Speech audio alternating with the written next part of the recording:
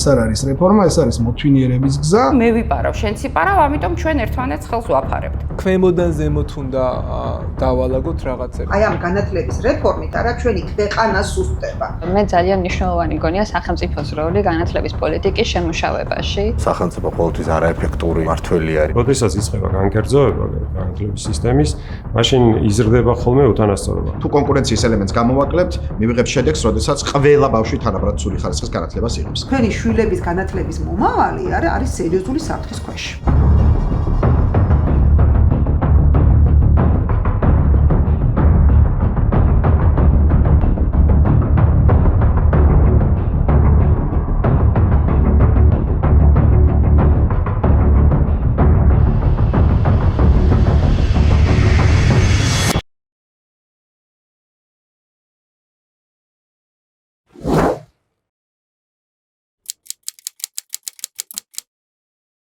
პირველი სიტყვა რაც ამასთან დაკავშირებით უნდა ვთქვათ, აი ამ უნდას გამოვიყენებ, ეს არის მოთვინიერება, იმიტომ რომ ეს არის რეფორმა.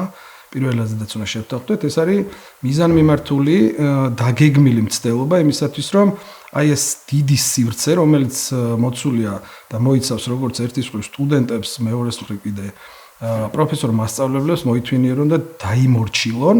ამიტომაც მე ამას რეფორმას ვერ დავარქმევ. მეორე არგუმენტი იმის, რომ ეს არ არის რეფორმა, გახლავთ ის, რომ არ არის გათვალისწინებული არაფერი. მათ შორის წარმოადგენელი დოკუმენტი არ არის პოლიტიკის დოკუმენტი.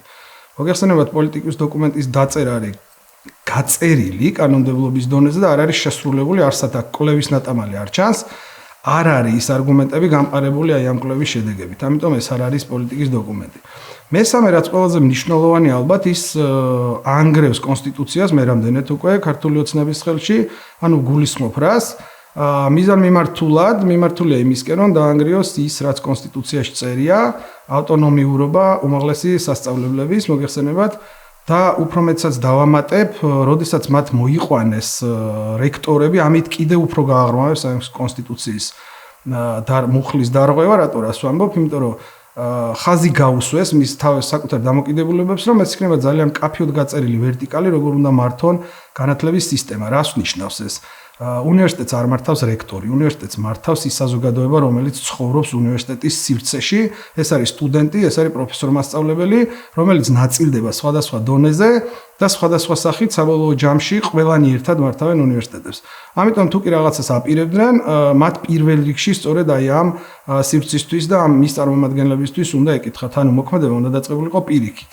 და არა ისე როგორც დაიწყეს, მათ გაამზადეს რაღაც, რასაც უტოდეს დოკუმენტი, მერე მიაწოდეს ეს ჯერ საზოგადოებას მედიის საშუალებით, მერე რექტორებს, ანუ საკუთარ წარმომადგენლებს, საიდანაც მე მხოლოდ ერთ-ერთის ილიაონის რექტორის საწინააღმდეგო მოსაზრებები მოვისმინეს, სხვისი ვერავისი, ამიტომ მე ამ მოქმედებას რეფორმას ვერ უწოდებ.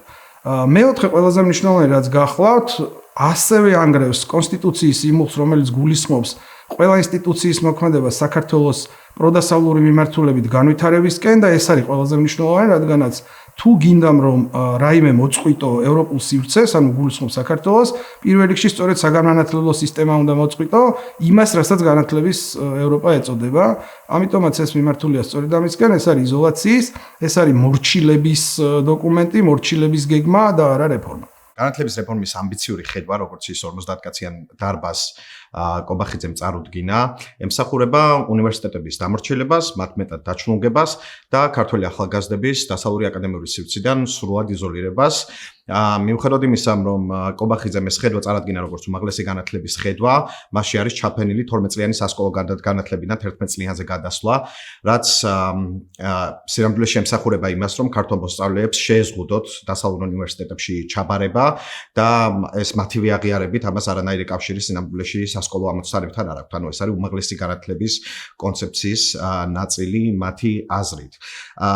სინამდვილეში ეს რეფორმა ემსახურება სამ მთავარ ამოცანას. პირველი ეს არის ქართველების ჩამოშორება დასავლური სივრციდან, ქართველი ახალგაზრდების ჩამოშორება დასავლური სივრციდან, მეორე ეს არის არასასურველი სახელმწიფო უნივერსიტეტების და პირველ რიგში ამაში იგულისხმება ილია სახელმწიფო უნივერსიტეტი, მისი შერწყმა სხვა სახელმწიფო უნივერსიტეტებთან და ცენტრალური ადმინისტრების ქვეშ მათი სრულად დამორჩილება და მესამე ეს არის პროფესურისგან, არასასურველი პროფესურისგან უნივერსიტეტების გაწმენდა და დარჩენილი პროფესორებისთვის 10,000 ლარიანი ხელფასის დანიშნა იმისთვის, რომ ისინი გააჩვმონ, როდესაც მათ კოლეგებს პოლიტიკური ნიშნით აკადემიიდან გაყრიან. რეალურად ამ რეფორმას რომ შევხედოთ, ხომ, ის არის 5 გვერდი. ანუ მთელი განათლების ეროვნული კონცეფცია არის 5 გვერდი. აქედან ნახევარი არის პრობლემების იდენტიფიკაცია. ანუ მე როდესაც ამ დისკუსიისთვის ვემზადებოდი, დავწერე გაცილებით უფრო მეტი, ვიდრე ქართულმა ოცნებამ, როდესაც იმ რეფორმაზე მუშაობდა 7 თვის განმავლობაში, რომელმაც ამ ქვეყანაში უმაღლესი განათლება უნდა აღორძინოს. დაწყებული ვარ თქვენს ამ ეპიზოდის დაგეგმვისას, როცა ემზადებოდით, უფრო მეტი დაწერეთ, ვიდრე არის 3 გვერდი. ამის პირველ რიგში მის თქმა მინდა, რომ ამ არანაირი ეროვნული კონცეფცია განათლების რეფორმის არ არსებობს. სინამდვილეში ამ რეფორმის 90% არის ცარიელი სიტყვები. იმ სამი მთავარი ამოცანის შესაზღუდად, რომელიც მე უკვე ჩამოთვალე. შესაბამისად, საბოლოოდ ჩვენ მივიღებთ უფრო არაკომპეტენტურ უნივერსიტეტებს, საიდანაც უკვე ვიცით როგორ პროფესორებსაც გაყრიან, იმიტომ რომ ბოლო თვეების განმავლობაში ჩვენ ხედავთ, რომ ხელისუფლებას საჯარო პროპაგანდისტული ბრძოლა გამოცხადებული მართლა იშვიათად პატივს აცემ და კვალიფიციურ პროფესორებთან და ცხადია რეფორმის განხორციელების შემთხვევაში მათ ამ უნივერსიტეტებში არავინ არ გააჩერებს. მეორე კონკრეტული დაპირება, რომელიც ამ რეფორმაში დევს, არის 10,000 ლარი სრულ პროფესორებს და ესეც ცხადია მათ როინმეტრეველად გადაქცევას ემსახურება, ხომ? ამხელა ანაზღაურებით ისინი შეეცდებიან, რომ მათი ლოიალობა იყიდონ და საბოლოო ჯამში უნივერსიტეტები აქციონ იმად, რადგან ბიძინა ივანიშვილმა აქცია საკუთარი ხელისუფლება. უსინდისო, ოპორტუნისტი, არაკვალიფიციური ადამიანების კრებულად, რომლებიც მზად არიან, რომ ძვირადღირებული ფეხსაცმლისთვის არა მხოლოდ ერთმანეთი, არამედ ქვეყანას გაყიდონ. რამდენიმე წლის წინ ქართულმა ოცნებამ გააცნობიერა, რომ დემოკრატიულ საზოგადოებაში ისინი ვეღარ შეინარჩუნებენ ხელისუფლებას. ამიტომ გადაწყვიტეს, რომ ყველა დამოუკიდებელი ინსტიტუტი შეზღუდონ, დაიწყეს თავიდან მაგალითად მუზეუმების შეზღუდვა, თეატრების შეზღუდვა, შემდეგ გადავიდნენ არასამთავრობოებზე, შემდეგ მედიაზე და ეხლა მიადგნენ განათლების სისტემას. რო არ ვიმარჩიალოთ იმაზე, რა მიზნები აქვთ, ირაკლი კობახიძე შეგვიძლია მოусმინოთ და მან 2024-ის 22 მაისს თქვა ესეთი რაღაც, რომ მაგალითად თბილისის სახელმწიფო უნივერსიტეტში პროფესორების უმეტესობა არის არაკვალიფიციური და თან არის პარტიული ნიშნით შერჩეული და ამიტომ ეს უნდა შეიცვალოს. პირდაპირ ამბობს იმას, რომ მისი მიზანი არის პოლიტიკური წმენდა უნივერსიტეტებში. ამის გარდა ქართული ოცნება ცდილობს შეამციროს სტუდენტების რაოდენობა და მოსწავლეების რაოდენობა, ვინ ჩართულია განათლების სფეროში და ეს შეიძლება ვივარაუდოთ, რომ ეს მიზანი იმისთვის აქვს, რომ რაღაცას ორ მიზანს მიაღწიოს. ერთი, რომ რაც შეგვიძლია ნაკლები ორგანიზებული ჯგუფი არსებობდეს, რომელიც წინააღმდეგება ქართული ოცნების პოლიტიკას, იმიტომ რომ სტუდენტები ხედავენ, რომ მონაწილეობენ აქტიურად აქციებში, წინააღმდეგობაში და მეორე მხრივ, რაც შეგვიძლია სწრაფად მიაწოდოს დასაქმების სფეროს მუშახელი, რაც ასევე არის ინტერესი, იმიტომ რომ ჩვენ იმასაც ხედავთ, რომ გარდა პოლიტიკური კონტროლისა, ქართული ოცნების მიზანი არის ასევე ის, რომ დაეხმაროს ფულს საქართველოში, ანუ ისინი ყიდიან საქართველოს სახელმწიფო უნივერსიტეტების შენობებს, აძლევენ ბიზნესს და ამის სანაცვლოდ იღებენ ლოიალობას არამხოლოდ პროფესორისგან, რომელსაც გაყრიან და მე ვისაც ჩაანაცვლებენ უნივერსიტეტებში, არამედ ასევე ბიზნესებისგან, რომლებიც მიიღებს თბილისის ცენტრში საუკეთესო ადგილებს გასავითარებლად. ეს რეფორმა არ შეიძლება განვიხილოთ როგორც ცალკეული რაღაცა მოვლენა, რეფორმა განათლების სისტემაში, იმიტომ რომ ეს არის ერთი მთლიანი პროცესის ნაწილი. ამ რეფორმაზე ებმის ასევე ის ცვლილებები, რომლებიც შევიდა განათლების კანონში რამდენიმე ხნის წინ, დაახლოებით 1 წლის წინ, ხო, როდესაც ლექტორებს გარკვეული შინაარსი აეკრძალათ. აქ შედის ასევე დასაქმების შესახებ პრობლემაც. აქ შედის ეს არის რეფორმა, რომელიც მიმართულია იქითკენ, რომ სრულად აკონტროლოს უნივერსიტეტები, აკონტროლოს უმაღლესი განათლება და შექმნას ახალი ტიპის ადამიანი, რომელსაც არ ექნება უნარი კრიტიკული აზროვნების და თავისუფალი აზროვნების, იმიტომ რომ ასეთი ადამიანი არის ადვილი სამართავი. ის რომ განათლების რეფორმა მიებას, თქვათ, დასაქმებას, თითქოს ამაში ცუდი არაფერი არ არის, მაგრამ რეალურად ეს ნიშნავს, რომ გაიზრდებიან აი ეს დაშტამპული კადრები სხვადასხვა იმ სფეროებისათვის, რომელიც სახელმწიფოსთვის იქნება უпростоრეთ მართველი ელიტისტვის იქნება პრიორიტეტული და პლუს გაიზრდება ისეთი განათლების მქონე ადამიანი, რომელიც ვერასოდეს ვერ მიაღწევს მატერიალურ კეთილდღეობას, თუ თვითონაც არ ჩაერთვება კორუფციულ გარიგებებში. იმიტომ რომ ეს არის გარიგება სახელმწიფოსა და მოქალაქეს შორის, ხო? მე ვიპარავ, შენც იპარავ, ამიტომ ჩვენ ერთმანეთს ხელს ვაფარებთ. ეს არის ამ რეფორმის არსი. ხა ის დეტალები ვთქვათ, აქ იქნება 3+1, აქ იქნება შემცირება და აუცილებლად იქნება შემცირება პროფესორების, აქ იქნება კლიენტილიზმი და ნეპოტიზმი, როდესაც ერთი პროფესორი გადაწყვეტს, ვთქვათ, ვინ იყოს კონკრეტულ საგანში, ვინ რომელი საგანი წაიკითხოს, ხო, და რა შინაარსის იყოს.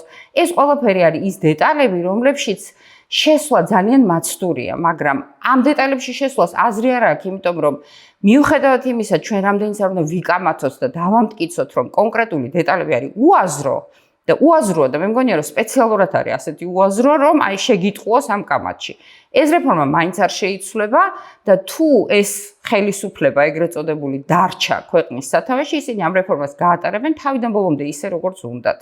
და დიახ, ეს რეფორმა მიმართული არის იმ უნივერსიტეტების მიმართ, პირველ რიგში და იმ აკადემიური პერსონალის მიმართ, ვინც სტუდენტებს ასწავლის თავისუფალ აზროვნებას და ვინც თვითონაც ცდილობს, რომ არაორდინალურად მიუდგეს ამ პროცესს, არაორდინალური გამორჩეული ადამიანები გაზარდოს და თავისუფალი აზროვნების სივრცე მიცეს თავის სტუდენტებს.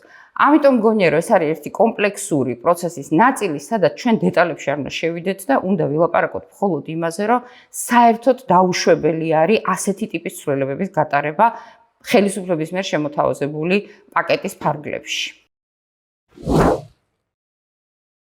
განათლების პოლიტიკის გატარება არის ერთ-ერთი ინდიკატორი იმისა, როგორი ქვეყანა უნდა ააშენოს მართლ პარტიას და ჩვენ ვხედავთ, რომ ეს არა მარტო ანგრევს უმაღლეს განათლებას, არამედ ძალიან ასუსტებს საშუალო განათლებასაც, აღარიბებს აკადემიურ სივრცეს, იზოლაციისკენ მივყევართ და როგორც ჯამი ჩვენ მივიღებთ ქვეყანას, რომელსაც არ ექნება ინტელექტუალური პოტენციალი. ჩვენ ისედაც ძალიან მძიმე წარსულიდან მოვდივართ, არასოდეს არ იყო საკმარისი ფინანსები იმისთვის, რომ აქ მეცნიერება და უმაღლესი განათლება სათანადოდ განვითარებულიყო.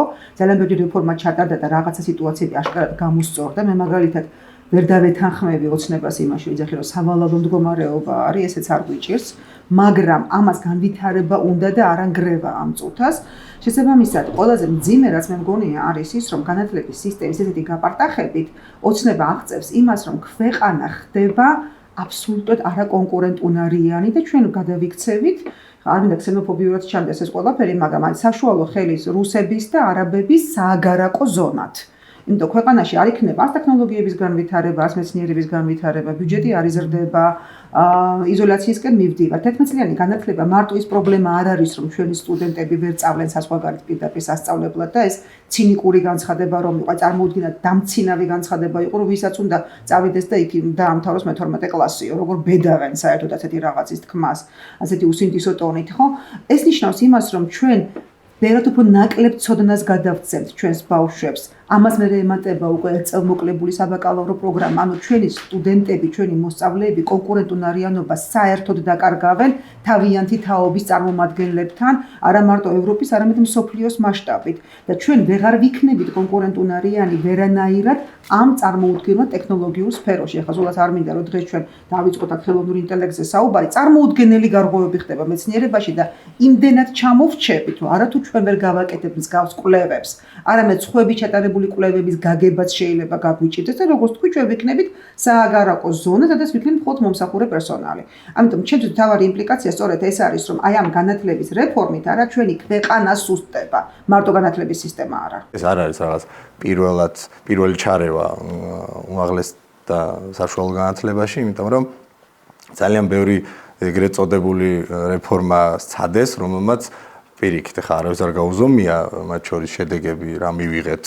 თუნდაც იგივე უნარების გამოცდის გაუქმებით, იგივე უფასო ფაკულტეტების შექმნით, იგივე რაღაც ქვეყანა ფულის ჩასხმით, ვითომ ამ STEM და ინჟინერიის და პროგრამირების მიმართულებით ხახსოვთ ხო ალბათ ეგ ცვლილებები როგორც დაანონსეს და წლებია გასული იმის მერე და არავის არ მახავს ხა რა მოხდა იქ და როგორ მოხდა პირიქით ყველამ ნახა რომ იქ არაფერი არ მომხდარა კარგი ამიტომ ეგ ნდობა ჩვენ არ აგვაქვს ნუ საზოგადოებას ამ შემთხვევაში საზოგადოების დიდ ნაწილს მე ესე მგონია ზოგადად არ აქვს რომ აქედან რაღაც კარგი შეიძლება გამოვიდეს და ბუნებრივია მოლოდინი არის თან ამ კონტექსტის გათვალისწინებით, რომ ეს არის რაღაცა ეგრეთ წოდებული დამატებითი მექანიზმი, რომ პოლიტიკური, ასე ვთქვათ, ძალაუფლების კონსოლიდაციისთვის თუ ამ ხალხის დამორჩილებისთვის მათ შორის იქნება იქ ვინც კრიტიკულად არის განწყობილი მართველი ძალის მიმართ, ვინც არის, ასე ვთქვათ, რაღაც მხრივ ცოტა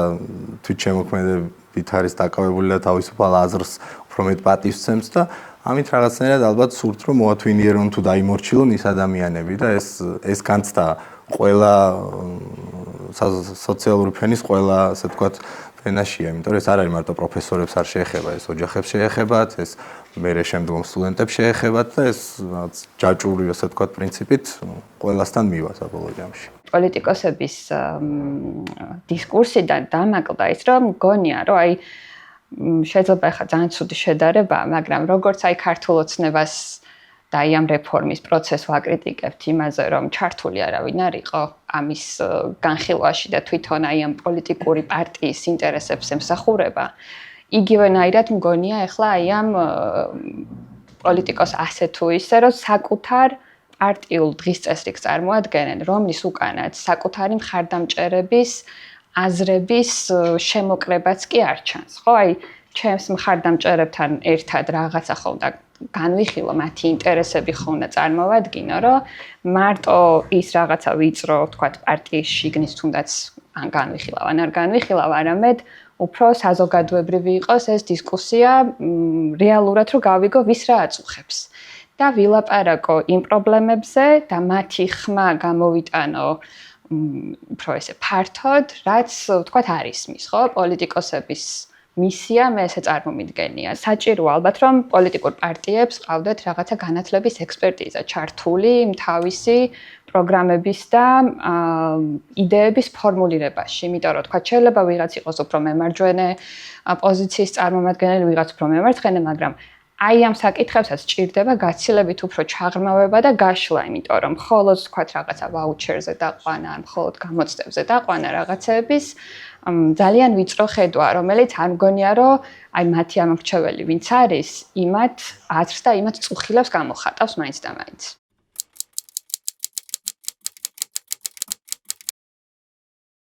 პირველი და მნიშვნელოვანი გახლავთ ის, რომ ეს არის იმ თავითვე შეზღუდვა, რომ ადამიანებმა მიიღონ დასავლური ძალიან კარგი განათლება, რადგანაც 11+3+1 სისტემა არ თავსდება ბოლონიის პროცესში. შეიძლება ბოლონიის პროცესს არ უწერია დაზუსტებით რიცხვები და ციფრები, მაგრამ ეს მასში გულისხმება, რომ განათლება ჯერ სკოლის ეტაპზე, მერე საბაკალავრო, ხოლო შემდეგ სამაგისტრო დონეზე უნდა იყოს დამაკმაყოფილებელი. თუ გავითვალისწინებთ პიზას კვლევებს და იმ მოცემულობას, რა მოცემულობაც ახლა სკოლაში გვაქვს, 1 წლის მოკლება გააუარესებს ამ მდგომარეობას. შეიძლება ითქვას პირდაპირ, რომ ამ გეგმის მიხედვით საქართველოში განათლების ეკონომიკა, ასე ვთქვათ, იცვლება მომსახურების ეკონომიკად, რადგანაც 3+1 და ამას დამატებული 11 წლიანი სწავლა მოგცემს ნახევრად განათლებულ ადამიანებს, რომელიც მოდი ვთქვათ პირდაპირ, რომ შესაძლებელია ითქვას, გაუნათლებელ ადამიანზე არაფრით უკეთესია, იმიტომ რომ მათ ექნებათ 21 წლის ასაკში, წარმოიდგინეთ, ჩვენ დაგვიგროვდება მაგისტრები, რომელსაც ექნებათ დიპლომი და არა ცოდნა მაგისტრატურის, ეს მისცემთ მათ ამბიციას და აღარ ექნებათ საშუალება სხვა ალტერნატიული გზების ძიებისაც. ანუ პირდაპირ შეიძლება ვთქვათ, რომ ეს არის დაღუპვისკენ მიმავალი გზა და როდესაც ამბობენ, რომ ეს იქნება საქართველოში ახალგაზრდების დატოვებისა და შენარჩუნების მიმართულებით გადადგმული სწორი ნაბიჯი, პირიქით ეს ადამიანები ვალდებული გახდებიან, რომ საერთოდ გადაიხვეწონ მერე საზღვარგარეთ საცხოვრებლად. იმიტომ რომ ის გზა, რომელიც განათლებაზე გადის და ამ განათლების საშუალებით დასავლეთში ჯერ განათლების, ხოლო მერე გამოცდილების მიღების, ამ განათლების სისტემით იხურება. რაც შეეხება პროფესორ მასწავლებლებს, ეს არის პირველ რიგში, რა თქმა უნდა, იქნება ის, რომ შემცირდება მათი რაოდენობა, ანუ ისინი გახდებიან უფრო მეტად კონკურენციაში შევლენ ერთმანეთთან, ხოლო თუ გავითვალისწინებთ იმას, რომ ეს არის მთლიანად პოლიტიკური ნაბიჯი, დასაქმებდებიან და დარჩებიან სასწავლებლებსა და სკოლებში, მხოლოდ და მხოლოდ ის მასწავლებლები და პროფესორები, ვინც ქართული ოცნებისთვის იქნება მისაღები. ამიტომაც ვამბობ, რომ ეს არ არის რეფორმა, ეს არის მოთვინიერების გზა. მესამე, რაც აუცილებლად უნდა ვახსენოთ, ასევე არის სეგრეგაცია, სოციალური სეგრეგაცია, რადგანაც ნახეთ რა დაშვებას აკეთებს, რაც თქვა ასევე პრემიერ-მინისტრმა, რომ თუ ვინმეს მოუნდება საზღვარგარეთ სწავლა, ანუ მის შვილს ასწავლოს საზღვარგარეთ, მაშინ შეუძლია ბოლო წელს ის სკოლაში გადაიყვანოს საზღვარგარეთ.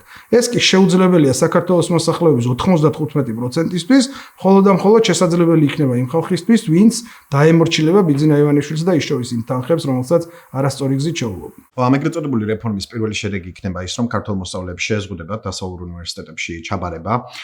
ეს პრინციპში იმ პრობლემებზე საუბრისასვე აღნიშნა კობახიძემ, რომელსაც რეალურად ამ ეგრეთ წოდებულმა რეფორმამ უნდა უპასუხოს. პირველ გამოწვევად მან დაასახელა სასწავლებად წასული ქართველი სტუდენტები, რომლებიც თურმე ამ ქვეყნიდან მიგრაციას ახალისებენ. სინამდვილეში საჯარო და კერძო პროგრამები რომ შევაჯამოთ, წელიწადში მხოლოდ 2000-მდე ქართველი სტუდენტი მიდის საზღვარგარეთ განათლების მისაღებად. და იმისთვის, რომ ლუკმაპური იშოვოს, იმისთვის, რომ დაავადების შედეგად არ მოკვდეს, ან უხარისხო ჯანდაცვის სერვისის შედეგად არ მოკვდეს, იმის გამო რომ ფიზიკურად გადარჩეს ამ საზღვარგარეთ ამ ქვეყნიდან მიდის 100,000-ობით ქართველი. თუ ემიგრაციის შემცირება არის რეჟიმის მიზანი, მაშინ პირველ რიგში კორუფციაში არ უნდა იხრჩობოდეს და ამ ქვეყანას უსამართლობის და სიღატაკის ჭაობში არ უნდა ძირავდეს. მაგრამ სინამდვილეში აქაც ჩანს მატერიალური მიზანი რა არის. მატერიალური მიზანი არის დასავლური სივრცისგან ქართველი მოსწავლეების იზოლირება. ჩვენ ვიცით, რომ დასავლური უნივერსიტეტების უმრავლესობა მოითხოვს 12 წლიან საშუალო განათლებას და იმ შემთხვევაში თუ ბავშვს აქვს 11 წლიანი სკოლა გავლილი, ამ შემთხვევაში მას ჭირდება ან დამატებითი მოსამზადებელი წელიწადი, ან ჭირდება ადგილზე უნივერსიტეტში ჩაბარება, ერთი კურსის დახურვა და შემდგომ უცხოურ უნივერსიტეტში ჩაბარება. თავად კობახიძემ საოცარი გამოსავალი შესთავაზა ქართულ მშობლებს უთხრა, რომ მე-12 კლასი პირდაპირ უცხოეთში დაამთავრებინათ და შემდგომ გააგრძელონ სწავლა. როდესაც ჩვენ ვიცით, რომ ქართველი სტუდენტების უმრავლესობა სრულ დაფინანსებას იღებდა როგორც სწავლების, ისე ცხოვრების ხარჯების და ასე ახერხებდა რომელიმე ვუნდერკინდი სიტყვაზე კასპიდან, რომ ჰარვარდის ან MIT-ის უნივერსიტეტში ჩარიცხულიყო, მაგრამ ვინ დაუფარავს ამ ბავშვებს მე-12 კლასის სწავლების საფასურს, ხო? ამას ვერ იზამენ რასაკვირველია მათი მშობლები და ვერ მოახერხებენ 100,000-ობით ლარის ხარჯის მოგროვებას იმისთვის, რომ მე-12 კლასი უცხოეთში დაამთავრებინონ თავიანთ შვილებს. ანუ ეს ნიშნავს, რომ მოსწავლეების 90% დაკარგავს უბრალოდ წვდომას უმაღლეს დასავლურ უმაღლეს განათლებაზე. და მეორე მხრივ, რასაც მივიღებთ უნივერსიტეტებთან დაკავშირებით, ეს არის მთავარი საკადრო პოლიტიკა და უნივერსიტეტების ავტონომიის გაუქმება. საკადრო პოლიტიკაში, ანუ უნივერსიტეტებში საკადრო პოლიტიკას მიხედავს ის კაცი და გააკონტროლებს ის კაცი, რომელმაც ბოლო 13 წლის განმავლობაში თავისუფლ მიერ დანიშნული თითქმის ყველა პრემიერი, პრეზიდენტი, მინისტრი, სუსის უფროსი გამოაცხადა მოღალატედ და აი რაღაც კანიბალიზმის კამპანიას უყურებთ ბოლო რამდენიმე თვეა ქართული ოცნების შიგნით. ეხლა ეს კაცი შეარჩევს თქვენს პროფესორებსაც. რაც ნიშნავს, რომ მისთვის მორჩილი ლოიალური პროფესორები, რომლებიც თქვენი გადასახადებიდან მიიღებენ 10,000 ლარიან ხელფასებს, ასწავლიან თქვენს სტუდენტებს და საბოლოოდ მივიღებთ უფრო მეტად დაჩლუნგებულ, უფრო მეტად უხარისხო განათლების სისტემას, როგორც სასკოლო ნაწილში, ისე უნივერსიტეტების ნაწილში. ამას პლუს ჩვენ ვიცით, რომ საქართველოს მოსწავლეები არ მიდიან ფიზიკურად მომზადებულები უნივერსიტეტში, ისინი არ არიან მზად იმ საშუალო განათლებით, რასაც სახელმწიფო აძლევს, რომ უნივერსიტეტებში განაგრძონ სწავლა. ამას მოაკლდება კიდევ ერთი მოსამზადებელი წელიწადი, რაც ნიშნავს, რომ ქართველი სტუდენტების ნაკადი იქნება კიდევ უფრო მომზადებელი და ისინი კიდევ უფრო ნაკლებ ცოდნას მიიღებენ სასწავლებელში. ამიტომ როგორც საშუალო სკოლაში, ისე უნივერსიტეტების ეტაპზე ჩვენ მივიღებთ განათლების ხარისხის კიდევ უფრო დრამატულ გაუარესებას. ეს რეფორმა გულისხმობს იმას, რომ განათლებაში აღარ იქნება ჩართული დაახლოებით 100,000 ახალგაზრდა. აქედან სადაც 50,000 მე-12 კლასის ასაკის და დანარჩენი ბაკალავრიატის და მაგისტრატურის ასაკის ახალგაზრდები. ეს პრობლემა იქნება მათთვის, იმიტომ რომ 3 წლით ნაკლებს ისწავლიან თუ მაგისტრატურის ბოლომდე აპირებენ სწავლას. ეს ნიშნავს ასევე იმას, რომ მათი განათლების ხარისხი იქნება უფრო დაბალი. ეს ნიშნავს იმასაც, რომ უფრო ნაკლებად შეძლებენ კონკურენციის გაწევას, არა მხოლოდ საერთაშორისო დონეზე, ანუ იმ მოსწავლეებთან, რომლებიც 12 ან 13 კლასიან სკოლას ამთავრებენ და შემდეგ 4 წლიან ბაკალავრიატს და 2 წლიან მაგისტრატურებს. არამედ საქართველოს შიგნითაც, ხო? ახლა წარმოიდგინეთ, რომ რამდენიმე წელიწადში შეიძლება მივიღოთ სიტუაცია, როდესაც ახალგაზრდას კითხავენ, შენ რამდენი წლიანი სკოლა გაქვს დამთავრებული, რამდენი წლიანი ბაკალავრიატი გაქვს დამთავრებული და ეს შეიძლება გახდეს იმის განსაზღვრულიც, მაგალითად, ექნება თუ არა მას უპირატესობა დასაქმების თვალსაზრისით. მეორე პრობლემა, რაც გაჩნდება, არის ის, რომ ისინი უნდა გადავიდნენ სხვა ქალაქებში. თბილისიდან აპირებენ კატანას ნაწილის უნივერსიტეტების რუსთავში და ნაწილის ქუთაისში და ეს კიდევ პრობლემა არის, იმიტომ რომ სტუდენტების დიდი ნაწილი თავს ირჩენს პარალელურად მუშაობით და რუსთავში და ქუთაისში უფრო ნაკლებია შემოსავალი და დასაქმების შესაძლებლობაც.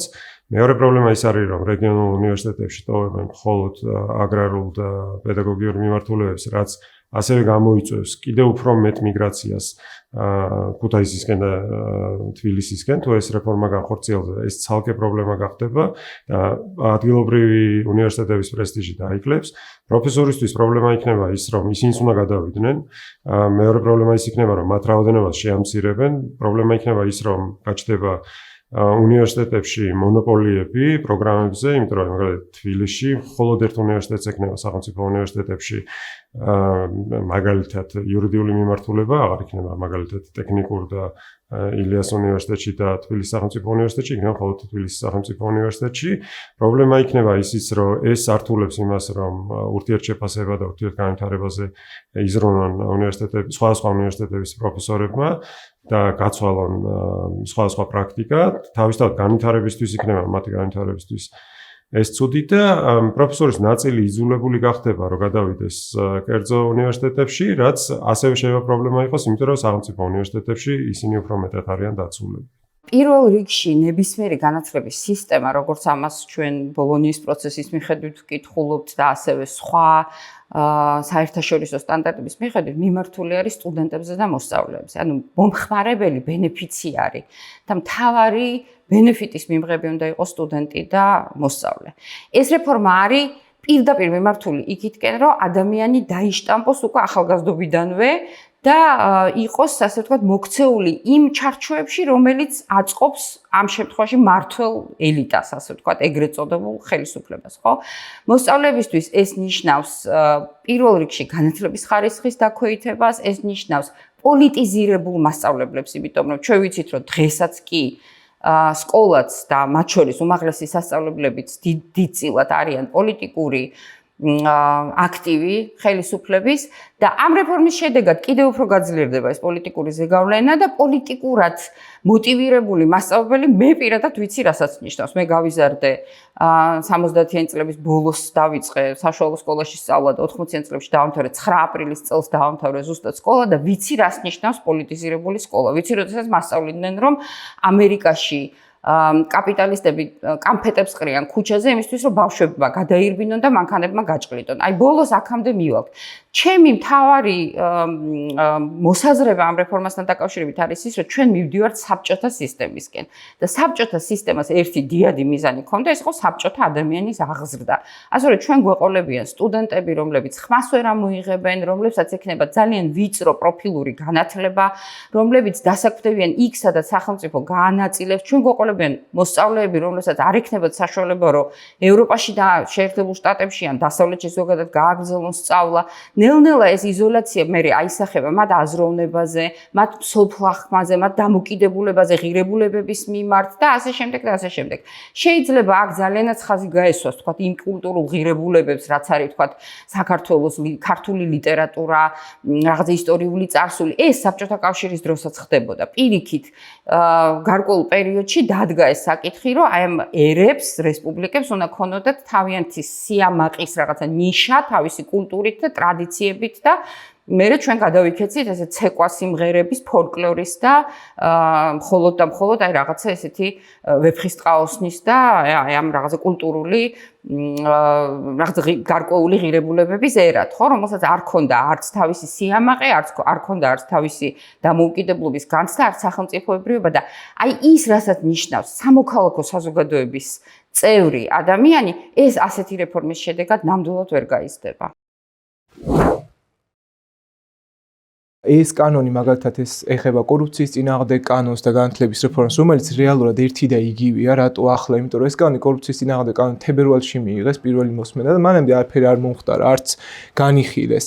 დაელოდნენ ამ განათლების რეფორმას, რომელიც არის საშინელი კანონი, პირდაპირ გეტყვით და ყველა მიმართულებას აზიანებს, რაც კი განათლებაში არის, კლავს პირდაპირ მარხავთ ამ სისტემას და ახალს ქმნით, ავტორიტარულ სისტემას ქმნით და შესაბამისად ამას დაუმატეს კიდევ ერთი ბოლო ბერკეტი, რაც მასწავლებლებს საბოლოოდ წაართმევს თავისუფლებას და ეს არის კორუფციის წინააღმდეგ კანონი, რომელიც გულისხმობს, რომ შენ უნდა მიიღო თანხმობა დირექტორისგან, რომელიც რეალურად ისაც პოლიტიკური პარტიის ერთ-ერთი აქტივისტად იყო ქცეული 80% დირექტორების ასია და ახლა აღმოჩნდა, რომ თურმე მასწავლებლები კორუფციაში ვარ ჩაფლუნი და ეს რომ აღარ მოხდეს დირექტორი 13 წლის მერე როცა 2012 წლიდან შეეძლოთ იგივე გაეკეთებინათ მოვიდნენ. ეს საერთოდ არავინ არ თქვა მასწავლებლის ყოველდღიურობა რომ გავითვალისწინოთ მასწავლებელი ვინ არის საერთოდ ოჯახში შემომტანი თითქმის ყველაფრის აიღებს სესხს, უყიდის სავიკუთარ ოჯახის წევრს იმას რაც უნდა, მერე 15 წლიანი უნდა იხადოს თავისი ხელფასიდან,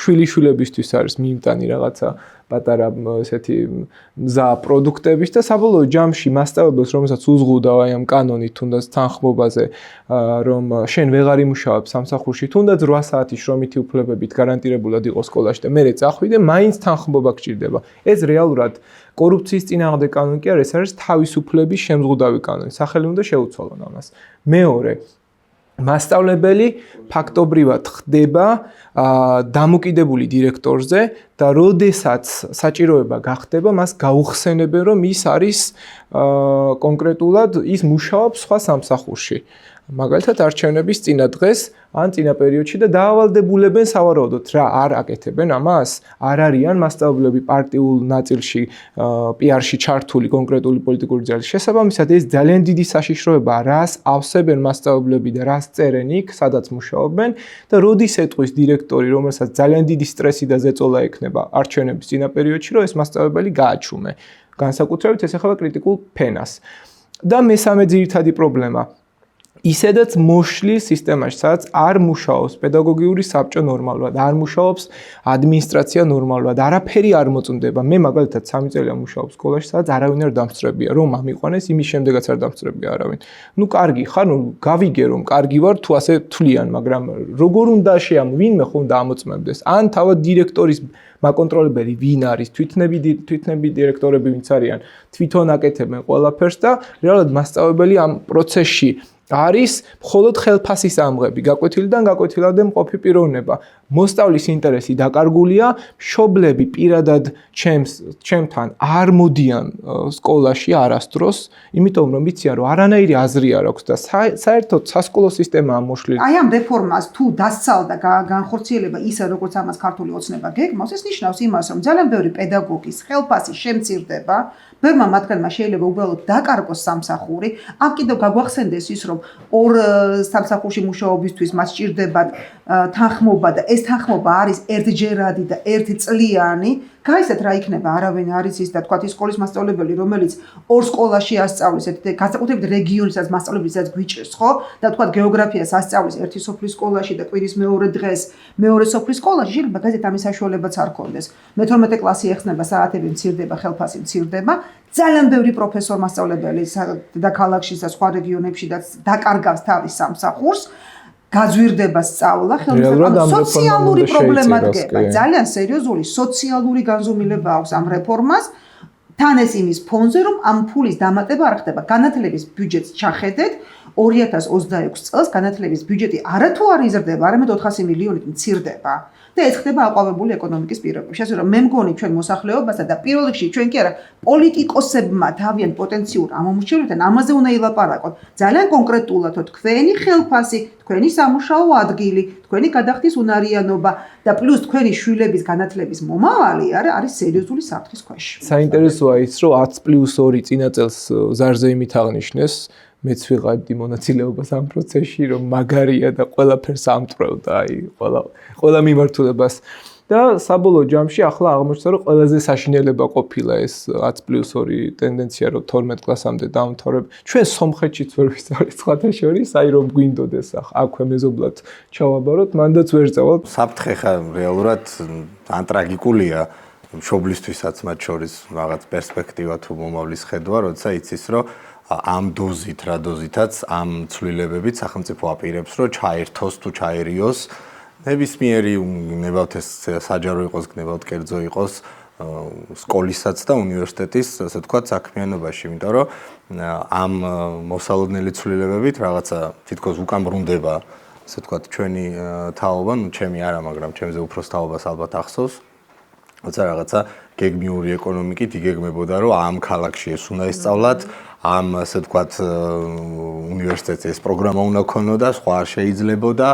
მე ალბათ რაღაც მომენტში გვეტყვიან, რომ ამ უნივერსიტეტის კურსდამთავრებლები აქ უნდა მუშაობდნენ და განაწილება მოხდება თავის თავად და დაცლა სამსახურებში ისიდან გაიყვანეს სტუდენტები. კატასტროფულია, ხო, იმიტომ რომ ამ თვალსაზრისით ახლა შენ როცა ყავს ძირეწლოვანი შვილი მათ შორის და გინდა რომ რაღაც ნორმალურ კონკურენციაზე დაფუძნებულ, თავისუფალ არჩევანზე დაფუძნებულ რაღაც გადაწყვეტილებებს იღებდე, ანუ არა გაქვს ამის შესაძლებლობა და ანუ რაღაც მე რჩება ისევის რაღაც გზები, რომ უნდა წავიდეს, სხვაგან ისწავლოს, უკეთეს გარემოში ეძიოს და ეს ახლა რა თქმა უნდა ამ ქვეყნის არც ერთ პატრიოტს და არც ერთ საზოგადოების წევრს, რომელსაც უნდა ამ ქვეყანაში ცვლილებების და განვითარების და აქ ყოფნა, ვერ იქნება ამის მიმართ, ასე ვთქვათ, დადებითად განწყობილი და 11 წელზე დაყვანა ხო სასკოლო განათლების განხილული იყო ძირითადად მხოლოდ იმ კონტექსტში, რომ ეს თითქოს მხოლოდ საერთაშორისო გასვლას შეუშლის ხელს. სინამდვილეში მათთვის, ვინც აქ რჩება, ეს გაცილებით უფრო რთული პრობლემაა, იმიტომ რომ როდესაც ლაპარაკია იმაზე, რომ ქვეყნის შიგნით უნდა მიიღო ხარისხიანი განათლება, როგორ აძლევ ამ ხარისხიან განათლებას იმ პირობებში, რაც გააქვს, ხო? ეხლა რატო არის ევროპაში და ამერიკაში მაგალითად 12 წლიანი განათლება, სხვაგანაც, ხო? მაგრამ ეს რო ავიღოთ, ეს ეფუძნება მოსწავლის და ბავშვის განვითარების ფაზებს, ეტაპებს, პედაგოგიკის დაგეგმვას, რომლითაც კვლევებით არის, ხო, ეს დადგენილი, რომ აი ეს კურიკულუმი ასე შედგენილი ემსახურება იმას, რომ საუკეთესოდ მოახდინოს საშუალო მონაცემის მქონე მოსწავლემ საუკეთესო შედეგს. თუმცა იმ შემთხვევაში, როდესაც გამორჩეული ბავშვები არიან, გამორჩეულად ნიჭიერი ბავშვები არიან, ამ შემთხვევაში არსებობს ხოლმე მოქნილი სისტემა, რომელსაც ქვია ესეთი gifted education და ეს შესაძლებლობას აძლევს მოსწავლეებს, რომ გამონაკლისს შემთხვევებში უფრო სწრაფად დაძლიონ და დაამთავრონ სკოლა. ჩვენ შემთხვევაში ასევე არ უნდა დაგვავიწყდეს და ესეც გამოტოვებული არის დისკურსიდან, რომ დღეს ვინც არიან მოსწავლეები და მათ შორის ასევე სტუდენტებიც გამოვლილი გვაქვს კოვიდის ფაზა. და ამის შემდეგ უამრავი კვლევა ტარდება იმასთან დაკავშირებით, როგორი ჩამორჩენა გამოიწვია ამ კოვიდის ფაზამ და იმის ნაცვლად, რომ ჩვენ სტრატეგიებს ვფიქრობდეთ პედაგოგიურს, ადამიანის განვითარების თეორიებთან ვაკავშირებდეთ ამ ყველაფერს, როგორ უნდა შევავსოთ ეს დანაკლისი, კიდევ ვაკლებთ ერთ წელს, რაც სერიოზული პრობლემა არის უკვე პრობლემურია ის საკითხი, რომ აი ეს ტრანზიცია უმაღლეს განათლებაში სკოლიდან არის ხოლმე ძალიან რთული, იმიტომ რომ მომზადების დონე, რაც უმაღლესში უნდა დაიწყო, იქიდან გააგრძელო, ხო, იმას არ შეესაბამება. და ამას კიდევ ერთი წელით ვამცირებთ, ხო, ის რო თქვა შეიძლება ან სკოლაში ხარისხი არ არის განათლების ან არ დადიან, ეს პრობლემა უნდა მოგვარდეს, ხო, ხარისხი უნდა გაიზარდოს და უნდა შექმნა ისეთი მე-12 კლასი, რომ მოსწავლეების და მშობლების ჩათვლიან, რომ ღირებულია სკოლაში დროის გატარება და არა ის, რომ ეს გააუქმო. წარმატებული სკოლა უკავშირდება რამდენიმე მნიშვნელოვან საფუძველს, ერთი ეს არის, ის უნდა იყოს მდიდარი, ის უნდა იყოს ავტონომიური, უნდა ექვემდებარებოდეს დეცენტრალიზებულ სისტემას და რაც ყველაზე მნიშვნელოვანია, ასევე ის უნდა იყოს ჰარმონიულ განვითარებაში დასავლურ სისტემასთან. აი ამ 4 საფუძველზე შეიძლება რომ ის განვითარდეს. ამიტომ ძალიან მარტივად ავხსნით, აქ პოლიტიკური ნება გაცილებით მნიშვნელოვანია, ვიდრე რაღაც ახალი ველოსიპედების გამოყენება. ჩვენ თანხა უნდა გადავცეთ და მივაწებოთ კონკრეტულ მოსწავლეს და მას უნდა გავატანოთ და ეს თანხა უნდა იყოს მუდმივად მზარდი. ამისათვის ჩვენ მოვიფიქრეთ ეგრეთ წოდებული ცოდნის ყულაბა, რომელიც გულისხმობს, რომ მას შემდეგ რაც აი საბავშვო ბაღიდან დაწყებული, მას შემდეგ რაც 2-3 წლის გახდება ადამიანი, მას მიეწებოს ეს თანხა, ყოველწლიურად დაერიცხოს ის, რასაც განსაზღვრავდა და ჩვენ ვფიქრობთ, რომ ამ პროექტის გამოცხადებიდან 4 წლის თავზე საბავშვო ბაღის დონეზე იყოს 2500 ლარი, ხოლო სკოლის დონეზე ამან მიაღწიოს 5000 ლარს, რაც გულისხმობს ყველა იმ პრობლემის მოგვარებას და მოწესრიგებას, რომელიც ახლა თანამედროვე საქართველოს განათლების სისტემას აქვს, იქნება შინაარსობრივი თვალსაზრისით პრობლემები, ინფრასტრუქტურული, მასწავლებლების კვალიფიკაცია თუ ასე შემდეგ. ანუ ეს არის თანხა, რომელიც საშუალებას მისცემს სკოლას, რომ კონდეს ბავშვებისთვის კარგი საკვები, კარგი ინფრასტრუქტურა, გადაამზადოს მის სივრცეში არსებული მასწავლებლები და გახადოს უფრო კომპეტენტური, ან კიდევ დაიქირაოს ის ხალხი, ვინც მას ამ მიმართულებით აკლია. ამიტომ პირდაპირ მოდით ასე ვთქვათ, მზარდი თანხები არის ერთ-ერთი ძირითადი საფუძველი ამ განვითარების მიღწევის, ხოლო შემდგომ ამ თანხების ძალიან სწორი და თანმიმდევრული ხარჯვა. მეორე რაც თქვით ასევე არის ეს დეცენტრალიზაცია და ავტონომიურობა, ამ თანხის განკარგვა მათ უნდა შეეძლოთ დამოუკიდებლად, რა თქმა უნდა მშობლების, მასწავლებლებისა და მისი დირექტორის ჩართულობით. მეოთხე რაც თქვით, ეს არის ჰარმონიზაცია დასავლურ სისტემასთან, ანუ ის არა 11 წელი თქვათ ახლა რაზედაც ლაპარაკობენ, არამედ პირიქით აუცილებლად უნდა მეტი კავშირი მოძებნოს იმ განათლების სისტემასთან, რომელიც არის წარმატებული გულისხმობ რა თქმა უნდა დასავლურ განათლების სისტემას. საქართველოს საშუალო განათლება არის კატასტროფულ მდგომარეობაში და ამას მოწმობს თითქმის ყველა სანდო-კვლევა, რომელიც ამ სფეროში ტარდება. ჩვენ ქართველი მოსწავლეები აჩვენებენ საგანგაშო შედეგებს როგორც ტექნიკურ საგნებში, ისე ელემენტარულ წიგნიერებაში და ეს არის განსაკუთრებით საგანგაშო იმ პირობებში, როდესაც ჩვენს ქვეყანაში არსებობს განათლების კულტი, ხო? მშობლებში, ოჯახებში არსებობს ძალიან ღრმა ტრადიცია, ძალიან ღრმა კულტურა იმის, რომ ისინი მაქსიმალურ ძალისხმევას დებენ მათი შვილების წიგნიერებაში და მათი შვილების განათლებაში. ამის მიუხედავად ჩვენ ვართ ერთ-ერთ ყველაზე ცუდ მაჩვენებელზე, როგორც ევროპის, ისე განვითარებად ქვეყნებს შორის და ამის მიზეზი არის მარტივი. სინამდვილეში ჩვენ ჯიბიდან გადახდილ ფულს, რომელსაც ვიხდით განათლებაში, ვაძლევთ მთავრობას და ბიუროკრატებს, რომლებიც შემდგომ ამ ფულის გამოყენებით აკონტროლებენ საჯარო სკოლებს.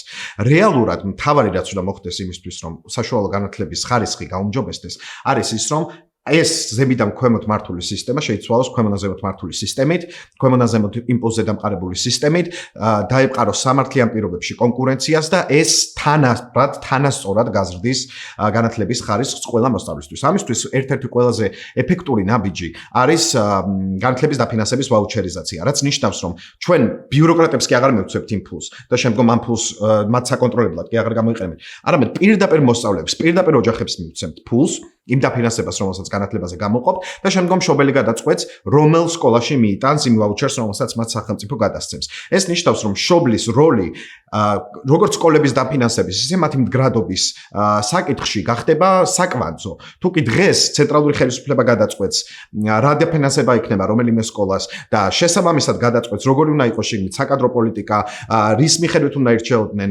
მასწავლებლები, ამ შემთხვევაში ვიღებთ იმ სისტემას, რაშიც დღეს ვცხოვრობთ, როდესაც უამრავი კომპეტენტური მასწავლებელი არის განათლების სისტემის მიღმა დატოვებული და სამაგეროდ საჯარო სკოლები გადავსებული არის მასწავლებლებით, რომლებიც საკუთარ საგანშიც ვერ აბარებენ მინიმალურ საკვალიფიკაციო გამოცდას და სამაგეროდ მათ ადმინისტრაციას თხოვს რეჟიმის პოლიტიკური ოპონენტებისთვის სალანძღავი კომენტარების დაწერას და რეალურად მათ ეს მოეთხოვებათ, ინტერნეტროლობა მოეთხოვებათ და არა ის, რომ ბავშვს გადასცენ შესაბამისი ცოდნა.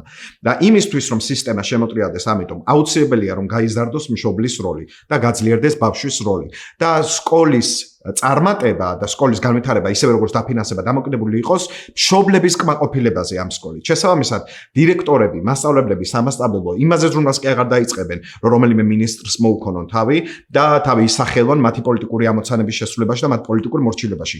არამედ პირველ რიგში მშობლების და ბავშვების ინტერესების სამსახურის გარშემო შედგება კონკურენცია და ეს მოგცემს იმის გარანტიას, სისტემურ გარანტიას პირველ რიგში, რომ საშუალო განათლების სისტემა ჩადგება ქართველი ოჯახების სამსახურში, ნაცვლად ცენტრალური ხელისუფლების. სასკოლო განათლების სისტემა ორიენტირებული უნდა იყოს რამდენიმე მნიშვნელოვან პრინციპზე. მაგალითად, ის უნდა იყოს დემოკრატიული, უნდა იყოს განვითარებაზე ორიენტირებული, უნდა იყოს ინკლუზიური, ან უნდა ჩართოს საზოგადოების ფართო ფენები. იმისთვის, რომ ეს შესაძლებელი იყოს, მნიშვნელოვანი არის, რომ გავიაზროთ, რომ მინიმუმ 3 ჯგუფი უნდა იყოს ჩართული გადაწყვეტილებების მიღებაში. ეს არის ერთი მხრივ საზოგადოება, რომელიც წესით დემოკრატიულ საზოგადოებაში უნდა ირჩევდეს საკუთარ წარმომადგენლებს სახელმწიფოში, მეორე ჯგუფი არის მშობლები და ბავშვები თავისთავად, ანუ ოჯახები და მესამე ჯგუფი არის სპეციალისტები. მხოლოდ აი ამ 3 ჯგუფის თანამშრომლობით და ურთიერთობით შეიძლება გადაწყდეს განათლების საკითხები. ანუ არც მშობლების უნდა იყოს სკოლა, არც მასწავლებლების და ექსპერტების და არც სახელმწიფოს.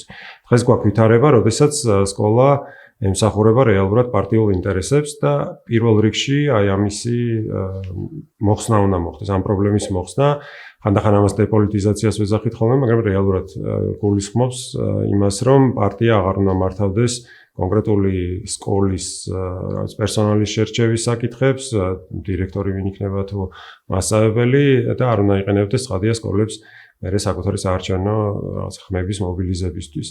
იმისთვის რომ სკოლა უკეთესი გახდეს, ასევე მნიშვნელოვანია სოციალური მხარე უფრო გაძლიერდეს სკოლის. ეს გულისხმობს იმას, რომ მაგალითად ბავშვები თავს უკეთესად უნდა გრძნობდნენ სკოლაში, ამისთვის კარგი იქნებოდა მაგალითად ისეთი პროგრამა, როგორც არის სასკოლო კვების პროგრამა. ასევე ჩვენ უნდა შევეშვათ იმაზე ოცნებას, რომ სკოლები თუ ერთმანეთთან კონკურენციაში იქნებიან, ამით უკეთეს განათლების სისტემას მივიღეთ, პირიქით თანამშრომლობაზე უნდა ვიყოთ ფოკუსირებული, რომ სკოლებმა რაც შეიძლება მეტად ითანამშრომლონ არა მხოლოდ ერთმანეთთან, არამედ სხვა საგანმანათლებლო დაწესებულებებთან, მაგალითად უნივერსიტეტებთან, რომ იმისთვის რომ ის ცოდნა რაც გროვდება უნივერსიტეტებში და ის ცოდნა რაც მასწავლებლების მომზადების პროგრამებში უნდა ჩაიდოს, იყოს მჭიდროდ დაკავშირებული სკოლის განვითარებასთან.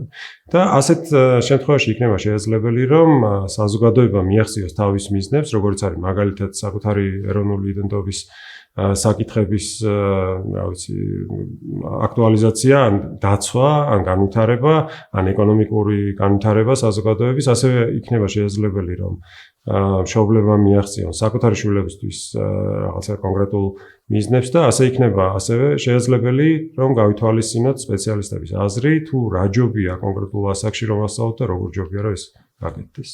პირველ რიგში საჭირო არის საშუალო სკოლებში რეფორმის განხორციელება, მას მერე, როდესაც ეს პოლიტიკური ზეგავლენის და რაღაც პოლიტიზირების საფრთხე მოიხსნება და ნამდვილად კოალიციური ხელისუფლება იქნება ქვეყნის სათავეში და პირველი თავარი მიმართულება, რაც უნდა იყოს საშუალო სკოლებისთვის, ეს არის დეკონცენტრაცია და დეცენტრალიზაცია. ჩვენი, თქვათ, მიდგომა გულისხმობს იმას, რომ არ შეიძლება განათლების რეფორმა გათვლილი იყოს ერთ კონკრეტულ სახელისუფლებო ციკლზე. მაგალითად, ეს იქნება, არ ვიცი, არჩევნებიდან არჩევნებამდე 4 წელი, რომ მოესწროს, თქვათ, ერთი პარლამენტის ფარგლებში, ხო? ეს არის გრძელვადიანი რეფორმა, ეს არის გრძელვადიანი პროცესი, იმიტომ რომ ჩვენ ადამიანების ბედზე ლაპარაკობთ აქ და სკოლის მოსწავლეები გაცილებით უფრო მნიშვნელოვანია, როგორ განათლებას მიიღებენ, იმიტომ რომ ეს განსაზღვრავს მე უკვე მათ ღირებულებებს, მათ აზროვნებას უკვე მოზრდილობაში და სტუდენტობის დროსაც.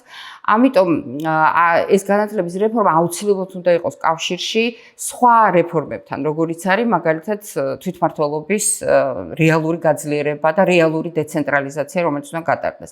აი, როდესაც ეს დეცენტრალიზაციის პროცესი სრულფასოვნად განხორციელდება, ამის პარალელურად სკოლების გადაცემა უნდა მოხდეს თანდათანობით მუნიციპალიტეტებისათვის და სკოლებს რაც შეიძლება მაღალი დამოუკიდებლობა უნდა ქონდეს.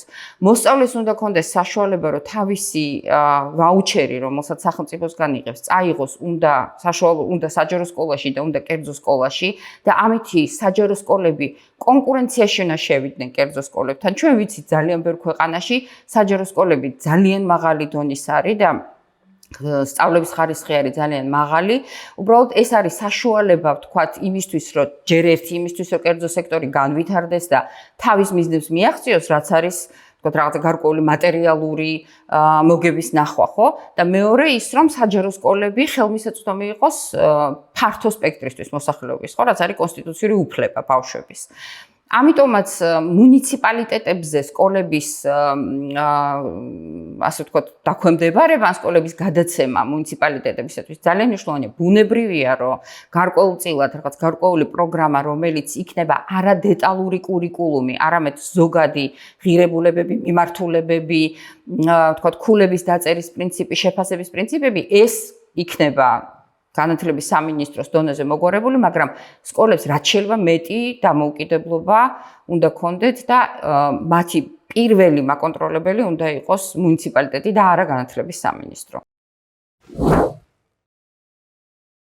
ზოგადად ეგ იდეა, რომ პრინციპის სახით, რომ ფული მიყვება მოსწავლეს, ჩვენ ახლა პრინციპში უმაღლეს განათლებაში გვაქვს დაახლოებით მსგავსი მოდელი, რაც ეროვნული გამოცდების თავის დროზე, ასე ვთქვათ, ერთ-ერთი იდეა იყო და რაც სწორი პრინციპი იყო და ამ პრინციპმა გაამართლა და წარმოშვა მათ შორის რაღაც ჯანსაღი კონკურენცია უნივერსიტეტების პროგრამებს შორის და თვითონ მიმღები, ასე ვთქვათ, ამ დაფინანსების ამ შემთხვევაში სტუდენტი იღებდა ამ გადაწყვეტილებას და ეს ნორმალური, ასე ვთქვათ, გამართული მეთოდი არის, ბუნებრივია სკოლების შემთხვევაშიც, თუ ამ პრინციპზე გადავა, ეს ძალიან კარგი იქნება ჩემი აზრით, ეხლა იქ რაღაც ალტერნატივები როგორ გაკეთდება სისტემურად შეიძლება სხვადასხვანაირი იყოს და ბევრი რამ იყოს მათ შორის საკამათო, მაგრამ როგორც ესეთი პრინციპი, რომ ჩვენ არ მიცეთ ბიუჯეტმა ზოგადად არ მისცეს თუ ბიუჯეტი აძლევს ამ დაფინანსებას, არ მისცეს მაგალითად რაღაც დირექტორს ან არ მისცეს რაღაც კონკრეტულ შენობას პირობითად და მისცეს რაღაც მოსწავლეს და იმან გადაწყვიტოს, ნუ მშობელმა ამ შემთხვევაში გადაწყვიტოს, რომ სად შეიძლება წავიდეს ძალიან მნიშვნელოვანია ხა მე მაგალითად ჩემი პირადი გამოცდილებით, როცა ჩემი შვილისთვის რაღაც სკოლის შერჩევის პროცესში ვიყავით, მე და ჩემი მეუღლე რამდენიმე სკოლაში როცა მივედით, ნუ რაღაც წინასწარი ბაზრის კვლევის, ასე ვთქვათ, როგორც სიტყვიან შედეგად, ერთ-ერთი ძალიან მნიშვნელოვანი ფაქტორი იყო ჩემთვის თვითონ სკოლა როგორ ხედავს ამ პროცესს, ხო? და მე რაღაც გადაწყვეტილება არ მიმიღია რაღაც სხვადასხვა რაღაცა ფაქტორებიდან გამომდინარე და ამ თვალსაზრისით თუ სკოლას ესმის თუნდაც იგივე ხა ჩვენ ზედაც საუბრობდით რომ პრობლემის იდენტიფიცირებას თუ სწორად ახდენს, ხო, საშუალო განათლებაში.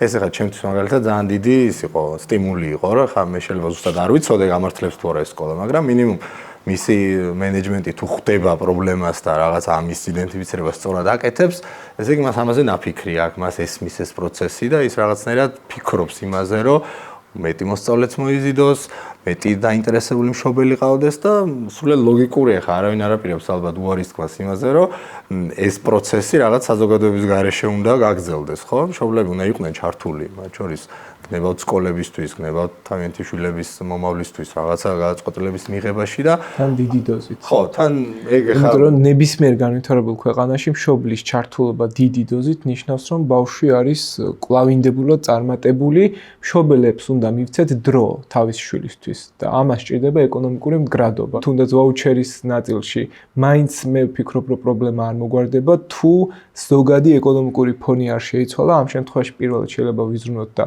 ის ბავშვები სოციალურად დაუცველები არიან და ადამიანების 600,000-მდე ეგენი მაქსიმალურად გავუძლიეროთ დაფინანსება და მე უკვე სასკოლო კვების პრობლემის ფარგლებში და მშობლებისთვის რაღაცა დამატებითი ხარჯი გავწიოთ, რაც ბავშვებთან ყოფნის საშუალებას მისცემს ჩემი აზრით. ის მოსაზრება, რასაც ეფუძნება, რომ აი ვაუჩერები თუ მიყვება მოსწავლეებს და შესაბამისად მშობლები გადაწყვეტენ და არჩევნის თავისუფლება ექნებათ, ეს თითქოს ეფუძნება იმ დაშვებას, რომ მშობლებმა ყველაზე უკეთესად იციან, სად უნდა შეიყვანონ თავისი შვილი და სად მიიღებენ საუკეთესო განათლებას.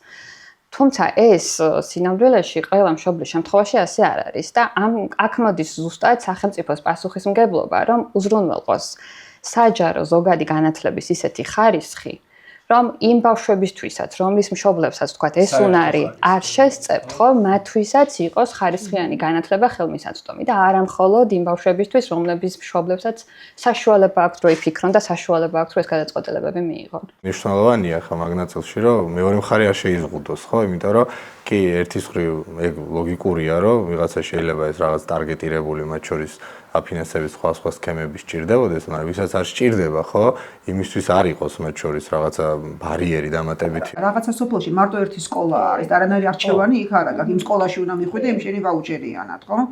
ან ახლაპარაკია იმაზე, რომ სახელმწიფომ კეთილი უნდა ინებოს და ეს დონე უნდა უზრუნველყოს. ინფრასტრუქტურა იქნება, სახელმძღვანელოები იქნება, მასწავლებლების კვალიფიკაცია იქნება, სკოლაში მიცასვლელი გზა იქნება, ბავშვის კვება იქნება თუ სწავლების მეთოდიკა იქნება. ეს უნდა იყოს უზრუნველყოფილი და ამის ზევით მე სხვა სკოლებმა რაც უნდათ ის დააშენონ და იქ იყოს უკვე კონკურენცია. ჩვენი პრობლემა ის არის, რომ აი ამ დონეს ვერ უზრუნველყოფთ ამ წოთას.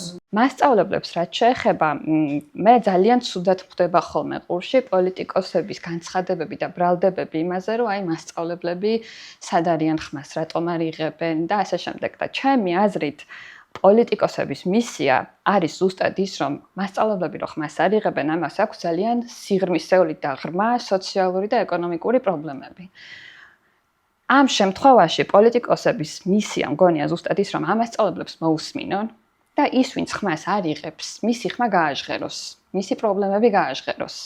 და არა ის, რომ კიდევ უფრო ისედაც რაღაც ძალაუფლება მოკლებულ სეგმენტს კიდევ უფრო რაღაცა ამაზე გადაიტანო მთელი პასუხისმგებლობა. მაშინ, როდესაც აი ეს პირობები, რომელშიც არიან და რატომაც ხმას არ იღებენ, რეალურად სისტემური პრობლემებით არის გამოწვეული და აი იმის წყაროზე უნდა იყოს აქცენტი და მის კრიტიკაზე და არა, ანუ ეხლა არ მინდა რომ სხერტლი დავარქვა ამას, მაგრამ რეალურად ესეა, ხო, ადამიანები განსხვავებულ გარემოში განსხვავებულად იქცევიან და როდესაც არის ესეთი ჩაგვრელი გარემო, შესაბამისად, როდესაც ამ ხელა სოციალურ-ეკონომიკური ტვირთი გაწევს, ძალიან რთულია, რომ ესეთი თავისუფალი პოზიციები დააფიქსირო, რაც ცხადია, მხოლოდ მასწავლებლების პრობლემა არ არის და აისახება ასევე იმაზე, თუ როგორ ასწავლიან, რას ასწავლიან თავის მოსწავლეებს. ანუ პედაგოგიკისთვის და კრიტიკული აზრის განვითარებისთვის მნიშვნელოვანია, რომ თვითონ მასწავლებელი იყოს თავისუფალი ადამიანი, თავისუფალ გარემოში ჰქონდეს თავისი პედაგოგიკის განხორციელების საშუალება, რომ ის მოსწავლეც სწორედ ესეთ აქტიურ და კრიტიკულად მოაზროვნე მოქალაქედ ჩამოყალიბდეს. ჩვენი ქვეყანა, რომელსაც არ გააჩნია არანაირი ბუნებრივი წიაღისეული, რასაც ეკონომიკის და ზოგადად განვითარების საფუძვლად გამოიყენებს, ერთადერთი შესაძლებლობა იმისათვის, რომ ცივილიზებულ სამყაროს დავეწიოთ ცხოვრების დონით არის განათლება. ამიტომ განათლების ეკონომიკის მისაღწევად ჩვენ ვფიქრობთ, რომ საბოლოო ჯამში სახელმწიფომ სრულად უნდა დააფინანსოს განათლება დოქტორანტურის ჩათვლით და ამასაც ევმის ჩვენს მიერ მოფიქრებული აი ეს ცოდნის ყულაბა, ეგრეთ წოდებული დაგროვების ყულაბა, სადაც თითოეულ სტუდენტს ახლა უკვე, რომელიც სკოლიდან მოვიდა, მიმაგრებული აქვს ის თანხა, რომელიც მას განათლებისთვის ექნება გამოსაყენებელი. და ყველაზე მნიშვნელოვანი გახლავთ ის, რომ ამას გამოიყენებს როგორც სახელმწიფო უნივერსიტეტებში, ისე კერძო უნივერსიტეტებში, ანუ მისი გადასაწყვეტი იქნება, სადაც აიღებს აი ამ თანხას და აქაც ეს მუდმივად უნდა იყოს მზარდი. მეორე და მნიშვნელოვანი წინაპირობა ამ განვითარების არის ავტონომიურობა, განსაკუთრებით იმ პირობებში, როდესაც ახლა ეგრეთ წოდებული პრემიერ-მინისტრი განათლების აი ამ რეფორმას აანონსებს, სადაც საუბრობს იმაზე, რომ მაგალითად თბილისის სახელმწიფო უნივერსიტეტს აქვს ძალიან კარგი ქონება და ამ ქონების გაყიდვას და მერე მოხმარებას ისინი აპირებენ ისე, რომ არ ეკითხებიან თბილისის სახელმწიფო უნივერსიტეტს. აქ არავინ არის წინააღმდეგი, რომ მოდერნიზაცია მოხდეს იმ შენობების, რომელიც მას მართლაც გააჩნია, მაგრამ აქ სახელმწიფოს ჩარევა არის სრულად გაუმართლებელი, ამიტომ თბილისის სახელმწიფო უნივერსიტეტმა კონკრეტულად თავად უნდა გადაწყვიტოს ამ კონკრეტულ მომენტში რას როგორ გამოიყენებს და ჩვენ გულისხმობთ ამ რეფორმის ფარგლებში, რომ უნივერსიტეტებს უნდა მიეცეთ შესაძლებლობა აი ამ ქონების დამოუკიდებლად გამოყენება, რათა იმ დარიცხული სტუდენტის მიერ მიტანილი მაღალი გადასახადთან ერთად ეს ქონებაც გამოიყენონ სტუდენტებისთვის, მაგალითად საერთო საცხოვრებლების იქნება ეს თუ ახალი ლაბორატორიების ასაშენებლად, რომელსაც მერე ცოდნის გადაცემისთვის გამოიყენებენ. განათლების სისტემისთვის ასევე მნიშვნელოვანია დასავლეთთან ურთიერთობა, მჭიდრო კავშირები, ერთის მხრივ როგორც კვალიფიკაციის ამაღლების თვალსაზრისით, ხოლო მეორეს მხრივ კი აი დოქტორანტურაში სწავლების გაგრძელების თვალსაზრისითაც და ის შემოთავაზებული პრემიერ-მინისტრის მიერ შემოთავაზებული ეგრეთ წოდებული რეფორმა სწორედ აი ამ მიმართულებასაც აფერხებს და ისიც სრულიად შეუსაბამოა თანამედროვე განვითარებისთვის. უმაღლესი განათლების რეფორმაზე როდესაც ვლაპარაკობთ, პირველ რიგში უნდა დავიწყოთ გამოცდებიდან, იმიტომ რომ რეალურად გამოცდები უზრუნველყოფს, გამოცდები განაპირობებს იმ ნაკადს, რომელიც შემდგომ უნივერსიტეტში მიდის უმაღლესი განათლების მისაღებად. ეროვნული გამოცდები, ერთიანი ეროვნული გამოცდები, რომელსაც ივანიშვილის რეჟიმი დიდი ხანია უკვე გარშემოუვლის და განზრახული აქვს, რომ რაიმე სხვით ჩაანაცვლოს, მაგრამ ჯერჯერობით ხელს ვერ კიდებენ, იმიტომ რომ საზოგადოებაში მაღალინდობით სარგებლობს. თავის დროზე იყო მართლაც მნიშვნელოვანი ნაბიჯი, წინ გადადგმული ნაბიჯი სისტემიდან კორუფციის აღმოსაფხვრელად და ყველა მოსწავლისთვის საქართველოს ნებისმიერ რეგიონში თანასწორი შესაძლებლობის მისაცემად, რომ მათ ჩაებარებინათ უნივერსიტეტში და მიეღოთ უმაღლესი განათლება. იმის ნაცვლად, რომ ქართულ ოცნებას ეროვნული გამოცდების რეფორმირების გზით ევლო, ამის ნაცვლად 2018 წლიდან მოყოლებული მათ დაიწყეს საგამოცდო სტანდარტების გამარტივება. და ის ერთადერთი გამოცდა, რომელიც სტუდენტის ანალიტიკურ უნარებს ყველაზე უკეთ აფასებდა და შესაბამისად უნივერსიტეტს აძლევდა შესაძლებლობას, რომ სტუდენტის კომპეტენცია საუკეთესოდ შეეფასებინა, ეროვნული გამოცდა კი საერთოდ გაუქმეს. შესაბამისად, ამან გაცილებით უფრო დაამძიმა ვითარება, გაცილებით უფრო მოუმზადებელი ნაკადები მიდიოდნენ უნივერსიტეტებში, ისეთი კომპლექსური სპეციალობების სასწავლებლად, როგორც არის სამართალი, ეკონომიკა, ფილოსოფია. შესაბამისად, პირველ რიგში ჩვენ რაც უნდა გავაკეთოთ, ფედერალისტების ხედვით აუცილებლად დაბრუნდება უნარების გამოცდა. იმისთვის რომ უნივერსიტეტებს შეეძლოთ მომზადებული აბიტურიენტების მიღება და შემდგომ ხარისხიანად წარიმართოს სასწავლო პროცესიც. ამას გარდა უნდა გაკეთდეს ორი ეროვნული გამოცდა. ერთი არის General SAT-ის მსგავსი გამოცდა, რომელიც ბავშვის ცხონა შეაფასებს ზოგად განათლებაში და მეორე არის ეგრეთ წოდებული Subject SAT, პრინციპში დღევანდელი სისტემითაც ის გათვალისწინებულია იმის სპეციალობის მიხედვით, რა სპეციალობაზეც ბავშვი აბარებს, ამის მიხედვით წყდება რომელი საგანი იქნება, რომელსაც ის ეროვნულ გამოცდაზე ჩააბარებს.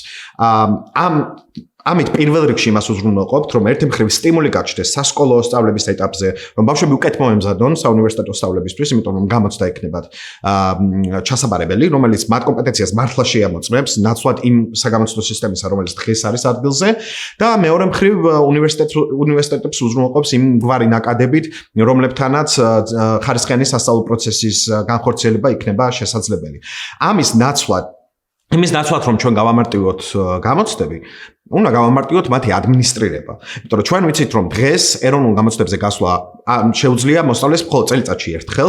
ეს ხდება ერთი რეგივე სეზონზე, სულ რამდენიმე შენობაში, რამდენიმე დღის განმავლობაში და ამ ერთ გამოცდაზე, ამ ერთ ცდაზე თუ მოსწავლე ვერ მიიღებს შესაბამის შედეგს, ის იძულებულია რომ ან ერთი წელი ელოდოს შედეგის გაუმჯობესების შესაძლებლობას, ან 4 წელი დასჯერდეს იმ შედეგს, რომელიც ერთი გამოცდით მიიღო. სინამდვილეში გამოცდების სისტემა უნდა გახდეს გაცილებით უფრო მობილური, მის ადმინისტრირებაში უნდა ჩაერთონ კერძო აკრედიტაციის მქონე ორგანიზაციებიც, ზუსტად ისე როგორც ამას აკეთებენ მაგალითად TOEFL, IELTS და არ აქვს მნიშვნელობა ბოსტონში ჩააბარებ თუ თბილისში ამ გამოცდას ერთი რეგივე ხარისხის სერტიფიკატს იღებ, ზუსტად ისე კერძო ადმინისტრირება უნდა მოხდეს მათ შორის ამ გამოცდების და მოსწავლეებს უნდა შეეძლოთ მრავალჯერ წელიწადის განმავლობაში მასზე გასვლა.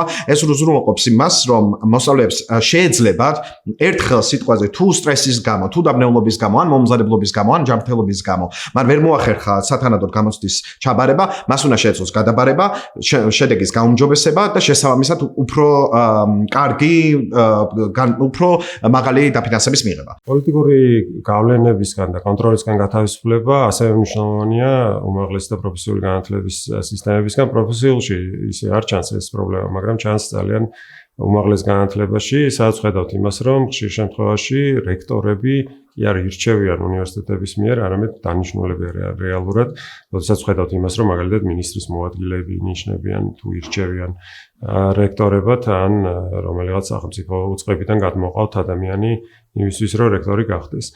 ამიტომ მეტი ავტონომია იქნებოდა მნიშვნელოვანი.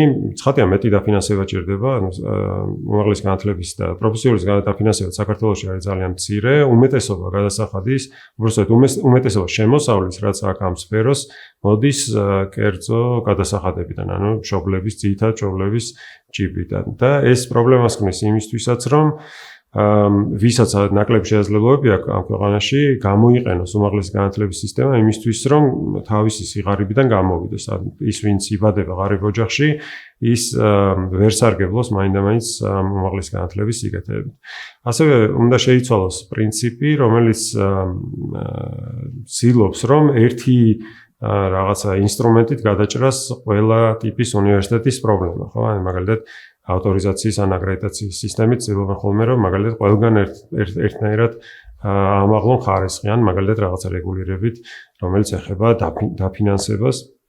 უნდა გავაცნობიეროთ ის, რომ საქართველოში შეიძლება არსებობდეს ერთი მხრივ რაღაცა უნივერსიტეტები, რომლებიც ემსახურება დიდი რაოდენობის სტუდენტებს, ანუ მასობრივ განათლებაზე არის ორიენტირებული და შეიძლება იყოს მათ პარალელურად ასევე უნივერსიტეტები, რომლებიც შედარებით უფრო ელიტარულ პროგრამებზე იწვევს ახალგაზრდებს, ხო, ელიტარულ პროგრამებში არ იგულისხმება რაღაცა თავადებისთვის გაკეთებული პროგრამები, აქ იგულისხმება ის, რომ შეიძლება უფრო რთული საფეხურიდან დაიწყოს სწავლა და აქ მოიწვიონ უფრო მაღალი კომპეტენციის მქონე მოსწავლეები. ამ მხრივ ეს შესაძლებელი არ არის. ასევე უნდა შეიცვალოს ცხადია მიღების სისტემა, იმისთვის რომ შესაძლებელი იყოს სხვა საჭიროება იყოს გათვალისწინებული აბიტურიენტების, მათ შორის სოციალური საჭიროებები, პროფესიული უფრო მეტად უნდა დაუკავშირდეს დასაქმების სფეროს, ამისთვის საუკეთესო გზა არის, რომ გაძლიერდეს ეგრეთ წოდებული დუალური პროგრამები, რომელიც გულისხმობს, რომ სტუდენტი ჯერ უნდა დასაქმდეს რაღაც ორგანიზაციაში და მერე ეს უნდა აძლევდეს უკვე შესაძლებლობას მას, რომ მიიღოს ასევე მისი განათლების დაფინანსება ან მიიღოს ადგილი პროფესიულ სასწავლებელში. ალბათ იგივე შეიძლება ითქვას პროფესიულ სასწავლებლებზეც და უმაღლეს სასწავლებლებზე. უმაღლესებზე ძალიან მნიშვნელოვანი პრობლემა არის ის, რომ საჯარო უმაღლეს სასწავლებლები არიან ძალიან კაცრად მიბმულები დაფინანსების თვალსაზრისითაც, რეგულაციების თვალსაზრისითაც განათლების სამინისტროს პროფესიული სასწავლებლების თვალსაზრისით ჩვენ ძალიან სერიოზული პრობლემა გვაქვს მათი ვთქვათ რეპუტაციის და იმისი რომ ვთქვათ მოსწავლეებისთვის არ არის ხოლმე საუკეთესო არჩევანი პროფესიული განათლების მიღება ამ მიმართულებით იქნება ძალიან სერიოზული სამუშაო როგორც გითხარით ეს რადგან არის გრძელვადიანი პროცესი ამას დაჭირდება ჯერ პირველ რიგში სკოლაში რაღაცა საფუძვლის შექმნა რომლის მიხედვითაც ვთქვათ პროფესია, ხელობა ჩაითვლება, რომ არის პრესტიჟული და საპატივსაცემო რამ და მხოლოდ შემდეგ შეიძლება უკვე ვილაპარაკოთ იმაზე, რამდენად შეიძლება პროფესიული სასწავლებლები მართლა რეალურად განვითარდეს. რაც შეეხება უმაღლესებს, ჩვენ ვიცით, რომ დღეს საქართველოში სახელმწიფო უმაღლესებს აქვს სიპის სტატუსი და ეს არის ერთ-ერთი სერიოზული პრობლემა, იმიტომ რომ არ შეიძლება მაგალითად სიპი იყოს ილიას სახელმწიფო უნივერსიტეტიც, თოჯინების თეატრიც და იუსტიციის სახლიც და საჯარო რეესტრიც. ხო, მათ სრულად განსხვავებული ფუნქციები აქვს და განსხვავებული ვალდებულებები აქვს. სახელმწიფოს წინაშე ანგარიშვალდებულების თვალსაზრისითაც და მოქალაქეების წინაშე ანგარიშვალდებულების თვალსაზრისითაც. გაცილებით უფრო მეტი თავისუფლება უნდა გქონდეთ და ავტონომიურობა უნდა გქონდეთ უნივერსიტეტებს და რაც თავარია ბოლონის პროცესზეც მინდა ვთქვა, უნივერსიტეტები დღეს ავად თუ კარგად არიან ბოლონის პროცესში ჩართულები, ზუსტად გუშინ მოვისმინე, რომ ბატონი მინისტრის მოადგილე ამბობდა, რომ უნივერსიტეტებს შორის არ არსებობს კოლაბორაცია და არ არსებობს თანამშრომლობა, რაც არის აბსოლუტური ტყუილი, იმიტომ რომ სწორედ ბოლონის პროცესის ფარგლებში, ერაზმუსის პროექტების ფარგლებში ძალიან ბევრი ქართული უნივერსიტეტი ერთმანეთთან თანამშრომლობს კვლევით ნაწილშიც, ტრენინგების ნაწილშიც, ლექციების ნაწილშიც და ასე იქნება ახალი ცოდნა, ხო? უნივერსიტეტებს დღეს ავად თუ კარგად აქვთ აი ის გაგება, რასაც ჰუმბოლტი დებდა უნივერსიტეტში, ხო? ეს არის უნივერსალური ცოდნის შექმნის ინტერდისციპლინარული თქო ცოდნის თავმოყრის და ახალი ცოდნის შექმნის კერა. აი პროფესიულამდე დაყვანა უნივერსიტეტების სწორედ აი ამ ცოდნის კერის გაუქმებას გულისხმობს. ამიტომ, მაგრამ იმისთვის რომ ახალი ცოდნა შეიქმნას, აუცილებელია რომ აქ თავისუფალი აზროვნება იყოს ახალისებული.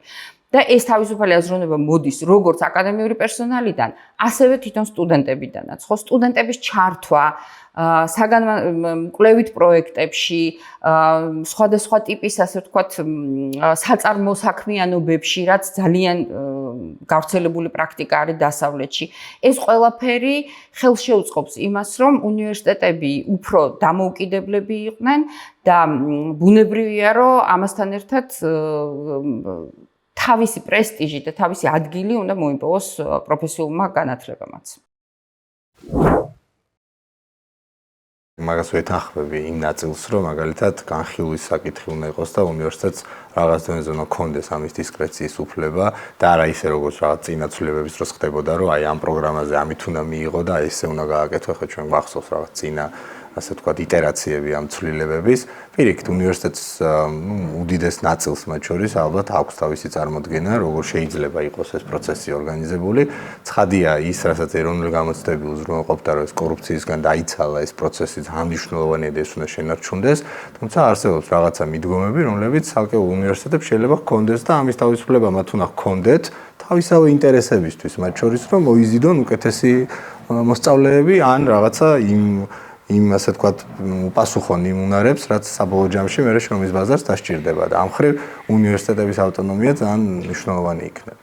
კი, რატო გადავწყვეტეთ, რომ ყველას ჰქონდეს მარტო ერთი გამოცდა, ორი გამოცდა იყოს, ან ერთ ფაკულტეტზე თუ იცი რომ ის აი სამედიცინო მიმართულებით, თუ იცი რომ ეს არის უნიშნელოვანესი რგოლი, მაგალითად იყოს სამი გამოცდა, ერთი ეროვნული, მეორე საუნივერსიტეტო, მესამე, რა ვიცი, რაც საჭიროა ის. არსებობს რაღაც პროგრამები, სადაც პირდაპირ გეუბნება სახელმწიფო. მაგალითად, რაღაც ყველაზე უცნაური არის, რომ არქიტექტურაზე ფიზიკით უნდა მიიღო ვიღაცა. ანუ რატომ უნდა მიიღო მაგალითად, ხო, თუ არ გინდა? ახლა რაც შეეხება პროფესორებს და თქვათ მკვლევარებს. ესეთი სტერეოტიპი არსებობს და შეიძლება საბჭოთა კავშირიდან მოყოლებულიც არის, რომ ეს აკადემიური საქმიანობა იმდენად აღმატებულია, რომ ჩვენ ფულზე არ უნდა ვილაპარაკოთ და მოხალისეობრივად ეს საქმე უნდა ვაკეთოთ, მაგრამ ეს არის ძალიან მცდარი მეცნიერება არ არის ბიზნესი და ხელფასი არ არის. თურმე, მაშინ როდესაც პოლიტიკოსები, რომლებსაც 12000 ლარი აქვთ ხელფასი, გეუბნებიან, რომ თურმე ამაზე ახლა შენ ამაზე როგორ ლაპარაკობ არ გეკადრება, ხო? და სინამდვილეში თუ გვინდა რომ ჩვენ გქონდეს ისევ ხარისხიანი განათლება და მეცნიერება, ხო, რაღაცა ღირებული და მნიშვნელოვანი შევქმნათ, ამ ადამიანებს უნდა შეუქმნა ისეთი გარემო, მათ შორის ხელფასის თვალსაზრისით, სამუშაო პირობების თვალსაზრისით, რომ მათ არ უწევდეთ თუნდაც აი ამ ბევრ სამსახურებში მუშაობა, ეს არავის არ მოსწონს. ყველა ძალიან სიამოვნებით, ვისაც აქვს რაღაცა კომპეტენცია, დაჯდებოდა და იმუშავებდა თავის სამეცნიერო პროექტს გააკეთებდა და სტუდენტებთან იმუშავებდა, მაგრამ დღეს ამისი შესაძლებლობები არის ძალიან დაბალი. მანამდე რაც ძალიან ისეთი ყურადღების მიღმა დარჩა, იყო გრანტების კანონში შესული ცვლილება, რომლითაც უნივერსიტეტებიც სხვა დაწესებულებებთან ერთად აღარ აქვთ საშუალება რომ მიიღონ სამეცნიერო აკადემიური თუ ინსტიტუციური გრანტები, გამონაკლისი არის მხოლოდ ჰორიზონტის, ერასმუსის და დაადის პროექტებზე, იმისთვის რომ აი ეს თავისი საქმიანობა ისედაც ძალიან მწირი დაფინანსების პირობებში რაღაცნაირად განავითარონ საერთაშორისო თანამშრომლობებში იყვნენ ჩართულები და ეს არეალი არის ძალიან შეზღუდული. ისე რომ ჩვენ რა ხარისხის და რა განათლების განვითარებაზე ვლაპარაკობ, როდესაც იმ წყაროებსაც კი ვკეტავთ, რაც იყო რეალურად განვითარების შესაძლებლობა. ფინანსური დამოუკიდებლობა არის ერთ-ერთი მნიშვნელოვანი ფაქტორი ამ ავტონომიურობის და დამოუკიდებლობის, თუმცა თუ შევხედავთ პოლიტიკური ვითარება როგორია, ეს არანაირად არ არის საკმარისი ამ პრობლემის მოსაგვარებლად. ეს არის საკითხი, რომელიც უნდა იყოს საზოგადოებრივი შეთანხმების და მოთხოვნის საკითხი, რომ ეს სივრცე ამ პარტიულ კონტროლს უნდა ჩამოშორდეს, ხო? ხშირად ტერმინებსაც ურევთ ხოლმე რაღაცა განათლება, პოლიტიკა და რაღაცა ერთმანეთთან არ უნდა იყოს და ცალ-ცალკე უნდა იყოს, მაგრამ განათლება და პოლიტიკა, როგორც ლიგამ თქვა, ძალიან ახლოს არის ერთმანეთთან და ერთმანეთს განსაზღვრავს.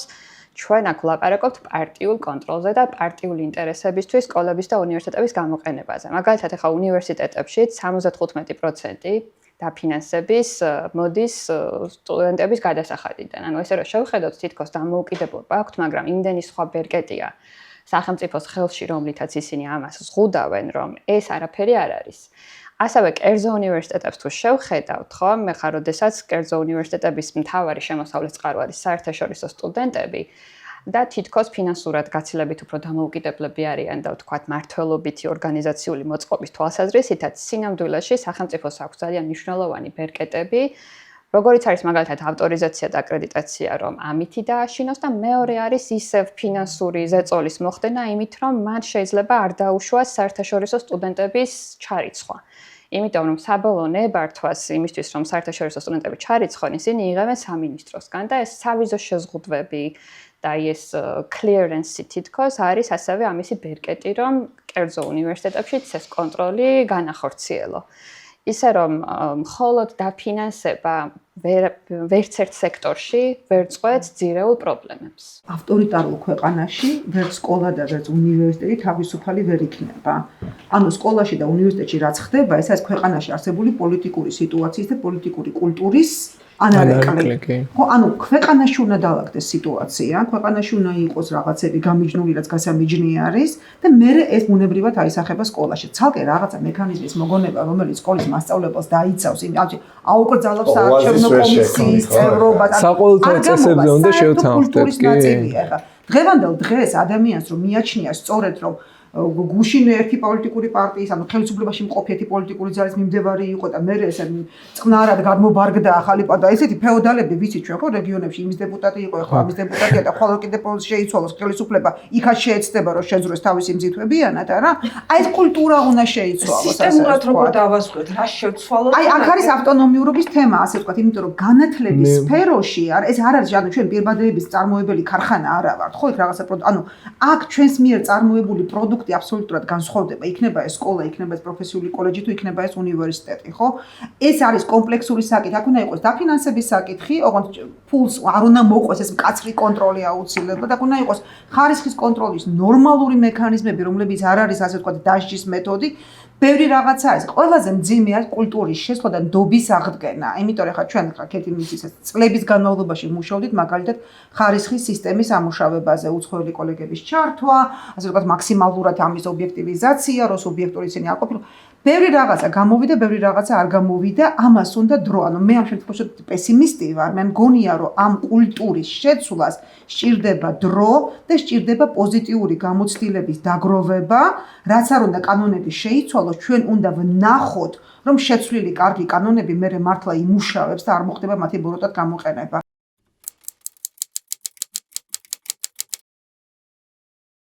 რაც შეეხება ჩვენი მეგობრების გამოსვლებს, მე ვფიქრობ, რომ ძირითად ნაწილში ვთანხმდები და ეს სულაც არ არის ცუდი, თუკი გულისხმობთ იმას, რომ სამომავლო პერსპექტივა საქართველოს უქადis იმას, რომ კოალიციური უნდა იყოს მართლობა და განათლების სისტემას ვაღიარებთ ყველანი, რომ არის ერთ-ერთი მნიშვნელოვანი საფუძველი ზოგადად საქართველოში განვითარების თვალსაზრისით, ეს შეთანხმებები, რაშიც ვთანხმდებით, არ არის ცუდი.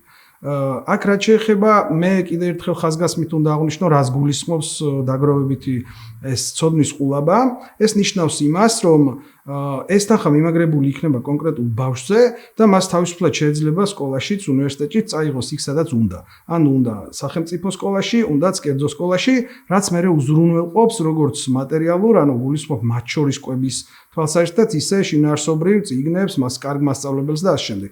ეს არის ძალიან ჩვენი აზრით ძალიან კარგი შესაძლებლობა იმის, რომ კარგი სკოლები, მოდი ძალიან მარტივიანით ვისაუბროთ, იყოს არა მხოლოდ თბილისში, არამედ რეგიონში.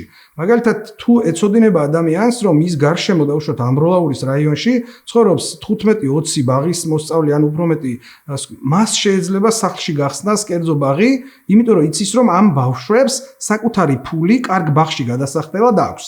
იგივე პრინციპი იმუშავებს სკოლაშიც.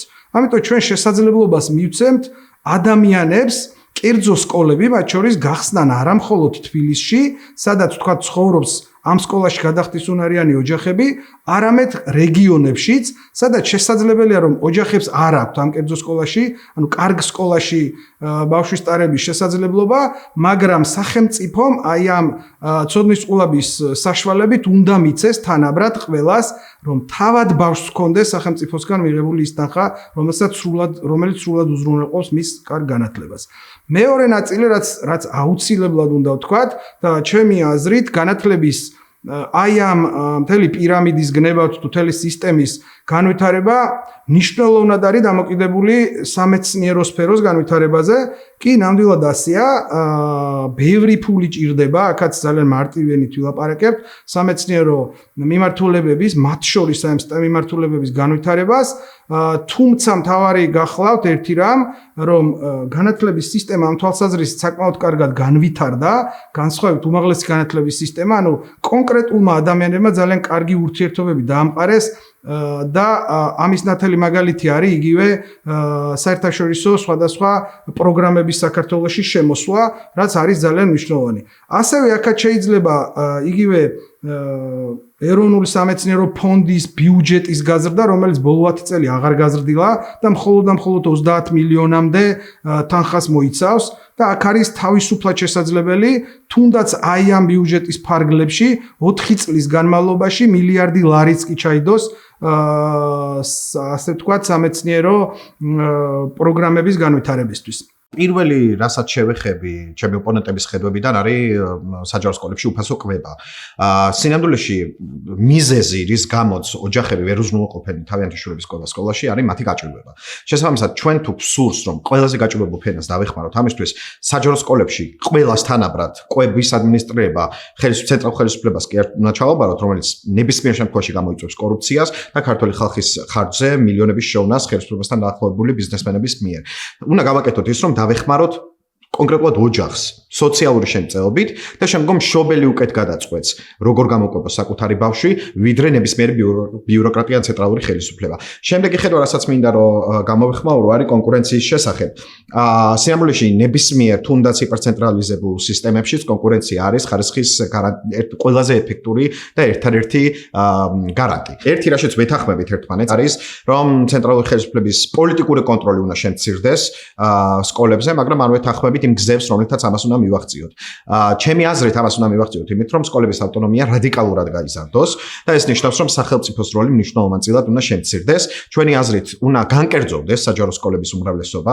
განკერძობა ნიშნავს პირველ რიგში კერძო მართვაში გადასვლას, რადგან ჩვენ ვაუჩერიზაციას ვაპირებთ დაფინანსების შესაბამისად. ბავშვს დაფინანსება ნებისმიერ შემთხვევაში მიყვება, თუმცა ჩვენ ვიცით, რომ სკოლების ბავშვების 90% დაახლოებით 650,000 სკოლის მოსწავლე ყავს ახლა ქვეყანაში, მათ 90% მიდის საჯარო სკოლებში, 10% მიდის მხოლოდ კერძო სკოლებში. ის 10% არის ის, რომელსაც აქვს ფინანსური შესაძლებლობა, რომ შულს უკეთესი განათლება მისცეს. ჩვენი რეფორმის მიზანი არის, რომ ყველა ქართველ ბავშვს მივცეთ კერძო სკოლის ხარისხის განათლება და ამის განაპირას მოგწევს ერთ-ერთი ვაუჩერიზაცია, მეორე მხრივ სკოლების განკერძოება და საბოლოოდ სამართლიან კონკურენციაზე დამყარებული სისტემის პირობებში ყველა ბავშვი თანაბრად მიიღებს უფრო მაღალი ხარისხის განათლებას. სხვა შემთხვევაში, თუ კონკურენციის ელემენტს გამოვაკლებთ, მივიღებთ შედეგს, როდესაც ყველა ბავშვი თანაბრად სრული ხარისხის განათლებას იღებს.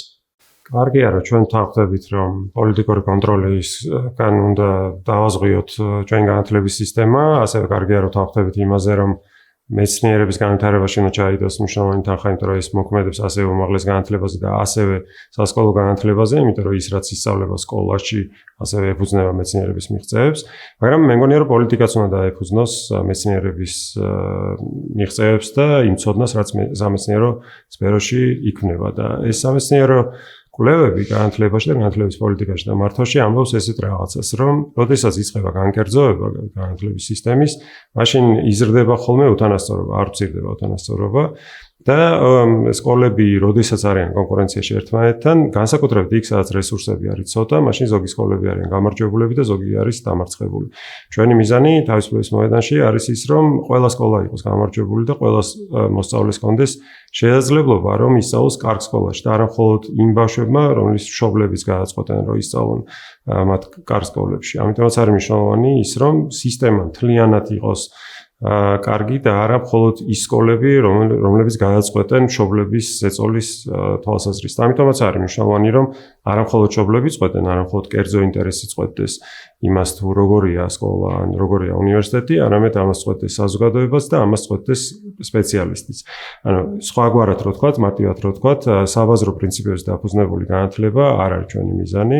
ჩვენ გვინდა რომ განათლება იყოს დემოკრატიული და ასევე ითვალისწინებდეს როგორც კერძო, ისე საზოგადოებრივ, ისე ექსპერტულ ცოდნას. უნდა შევეხოთ თანასწორობის არგუმენტს. პრინციპში დაახლოებით იგივე არგუმენტი გვესმის ხოლმე, ძირითადად მემარცხენე პოლიტიკური ჯგუფებისგან, რომ დოვლათის შექმნის გამარტივებაც, სიტყვაზე გადასახადების შემცირებაც იწვევს იმას შემდგომ, რომ თანასწორობის ხარისხი შეიძლება გაიზარდოს, ხო? ვიღაცები მეტად გამდიდრდნენ, ვიღაცები შედარებით უფრო უპოვარ მდგომარეობაში დარჩნენ. მაგრამ სინამდვილეში ამ განტოლებაში არის გამოტოვებული ერთი მნიშვნელოვანი ცვლადი, რომ თუ შენ დოვლათის შექმნის შესაძლებლობას არ ქმნი, მაშინ ყველა არის თანასწორად ღარიბი. ზუსტად იგივეს ვხედავთ განათლების შემთხვევაშიც. თუ ჩვენ ხარისხიანი განათლების პროგრამების განვითარებას ხელს შევუშლით იმიტომ, რომ ზოგიერთი სკოლების შემთხვევაში მივიღებთ უთანასწორო გარემოს, მაშინ ყველას დავტოვებთ თანასწორად ცუდ გარემოში. შესაბამისად, გამოსავალი ნებისმიერ შემთხვევაში იმისთვის, რომ თანასწორად ყველასთვის მეტად ხარისხიანი გახდეს განათლების სისტემა, ეს არის თავისუფალი კონკურენცია, სკოლების კონკურენცია ერთმანეთს შორის და რაც თავარია კონკურენცია იმის გარშემო, ვინ უფრო მეტ მშობელს, ვინ უფრო მეტ ბავშვს დატოვებს კმაყოფილ სერვისით, ვიდრე ცენტრალურ ხელისუფლებას. მგონია რომ თუ გვინდა რომ უკეთესი განათლების სისტემა გქონდეს და ზოგადად განათლება გქონდეს, უნდა გავაცნობიეროთ ის, რომ განათლება არ არის სერვისი, რომელსაც ვიღაც ყიდულობს იმ ფულით, რომელსაც ჩვენ მას მივცემთ. ეს არის სოციალური ინსტიტუტი, რომელიც გულისხმობს სოციალურ ურთიერთობების ფარგლებში სოციალიზაციას. ანუ ეს არ არის სოციალიზაციის ყიდვა, ეს არის სოციალიზაციის პროცესი. აქედან გამომდინარე, კონკურენცია სოციალიზაციაში თავისთავად უაზროა, ხო? ანუ ვინ უკეთესი მოქალაქე გახდება, ამაში კონკურენციას ხო ვერ შევქმნით. ანუ ჩვენ გვინდა რომ ყველა კარგი მოქალაქე იყოს და ყველას შეეძლოს მაგალითად საკუთარი მოქალაქეობრივი რაღაცა წარმოდგენების შემუშავება სკოლაში, ისე რომ მე რაღაცა გააკეთოს კარგი და სასიკეთო საზოგადოებისთვის. რაც შეეხება ჩვენი პარტიის, ასე ვთქვათ, განსხვავებულ ხედვას, მე მგონია, რომ ეს არის ის, რომ ჩვენ არ ვთვლით მოკლევადიან შედეგებზე. სამწუხაროდ, ნებისმიერი რეფორმა განათლების სფეროში, რომელიც აქამდე განხორციელებულა, მაინც იყო და ეს ბუნებრივიც არის, ხელისუფლებას ყოველთვის აქვს ამისი ცდუნება, იყო მიმართული იქითკენ, რომ შედეგები დამდგარიყო, მანამ სანამ არჩეული ხელისუფლების, ასე ვთქვათ, საარჩევნო ციკლი გავიდოდა, საარჩევნო დრო გავიდოდა, ხო? ეს მე ვთქვათ ხელს უწყობს იმას, რომ ეს ხელისუფლებამ რაღაცა ქულები დაიწეროს მოსახლეობის წინაშე, პოლიტიკური კაპიტალი დააგროვოს, ასე ვთქვათ, ამ მიმართულებით, ხო? და ამ მოკლევადიანი გეგმების დასახვაში და შემდეგ ვთქვათ ამ შეცდომებზე, ცთისა და შეცდომების მეთოდების, ასე ვთქვათ, მოსინჯვაში გავიდა რეალურად უკვე 30-ზე მეტი წელი, ხო? და ჩვენ ჯერ კიდევ ვართ იმ პრობლემის წინაშე, რომ ვთქვათ, იქ მასწავლებლების ხარისხი, ცოდნის ხარისხი არ არის მაღალი, კვალიფიკაცია არ არის მაღალი, ინფრასტრუქტურა სკოლებში კიდევ დაშლილია, ეს ვერ დავადგინეთ ბავშვების ყვება როგორ უნდა მოხდეს, უნდა იყოს ეს უფასო, უნდა იყოს ეს ვთქვათ რაღაცა საჯარო კერძო პარტნიორობის ინიციატივები თვითონ სკოლებში, ეს უნდა გადაწყვეტონ სკოლებმა, თუ ეს უნდა გადაწყვეტოს განათლების სამინისტრომ, თუ UNICEF-ი უნდა ჩაერთოს ამაში, ხო?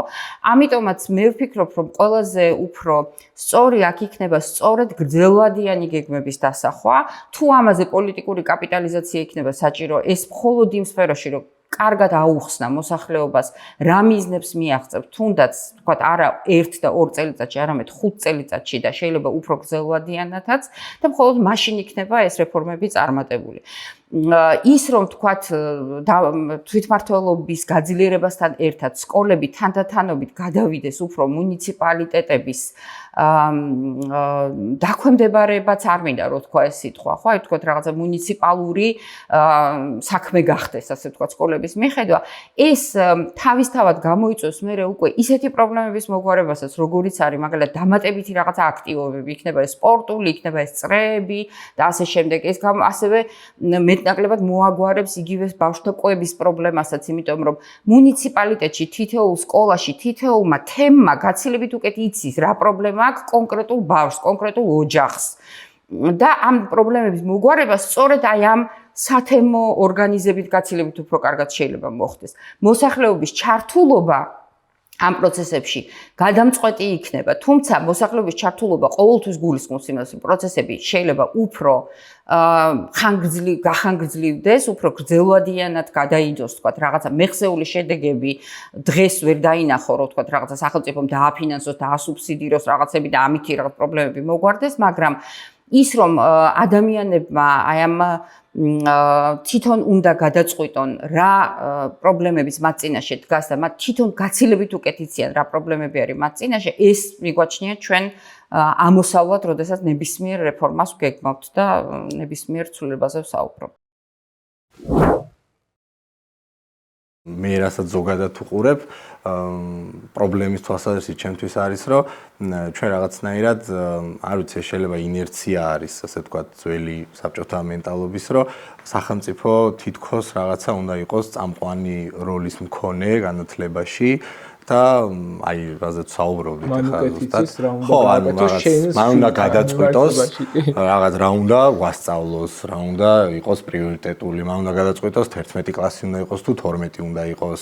რაღაც საზღვარგარეთ უნდა წავიდნენ პირობითად ბაკალავრიატის სტუდენტები თუ არ უნდა წავიდნენ და ჩვენი რეაქცია სამწუხაროდ განათლების მინისტრის მოადგილე თავან მახარაშვილმა ესეთი რეპლიკა კვირას ესეთი რაღაც გააკეთა, რომ იქ ვინც ექსპერტები იყვნენ მიწვეული, შეიყვანეს ცალ-ცალკე ოთახებში, საჯაროდ არ თქვერს 9+2 უნდა შემოვიღოთ.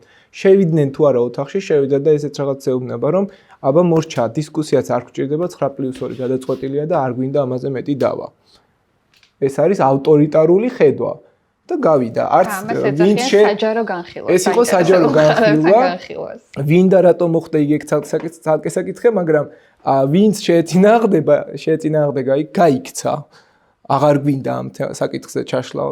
მინისტრი მოვიდა და თქვენ გეგონათ მაგაზე ვსაუბროთ, ეხლა ხო გითხარით, ანუ რეალურად ჩვენ ავტორიტარული ხედვა გაქვს განათლების და არა ის რომ თქვენ გინდა თქვენი შვილისთვის უკეთესი და მინისტრმა იცის რეალურად უფრო.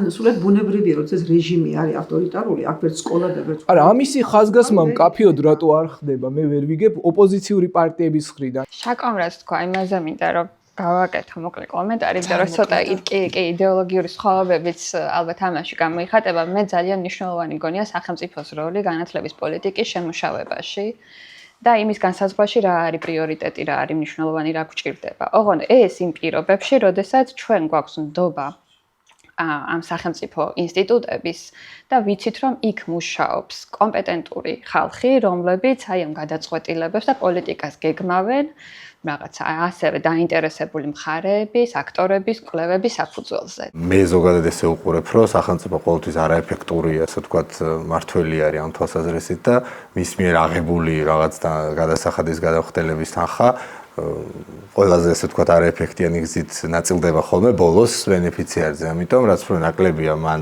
რაღაცა შეხების წერტილების სხვადასხვა ბიუროკრატიაში, უფრო მეტი სარგებელი საბოლოო ჯამში მივა ბოლო ბენეფიციართან, ჩემი აზრით და იგივე ხა ჩვენ კორუფციაზე ვსაუბრობდით და არა მარტო რაღაც კვების ნაწილში ხო ბევრგან სადაც სახელმწიფოს ავალია მათ შორის რაღაცა კვების ასე ვთქვათ ფუნქციებს ან სხვა ფუნქციების ასე ვთქვათ იქ გადაწყვეტილებას ვიღაც ბიუროკრატი როგორც კი იღებს, კი შეიძლება ჩვენ მქონდეს რა თქმა უნდა პრინციპი რომ ეს არ უნდა მოხდეს, მაგრამ რაღაც დროს ყოველთვის მოხდება ისე, ვიღაცის კეთილს ინდისიერებაზე არ უნდა იყოს ეს პროცესი, ასე ვთქვათ, დაფუძნებული და მე მგონი საკუთარი შვილზე ზრუნველობა ყველაზე მეტად ესმის და იცის მშობელმა.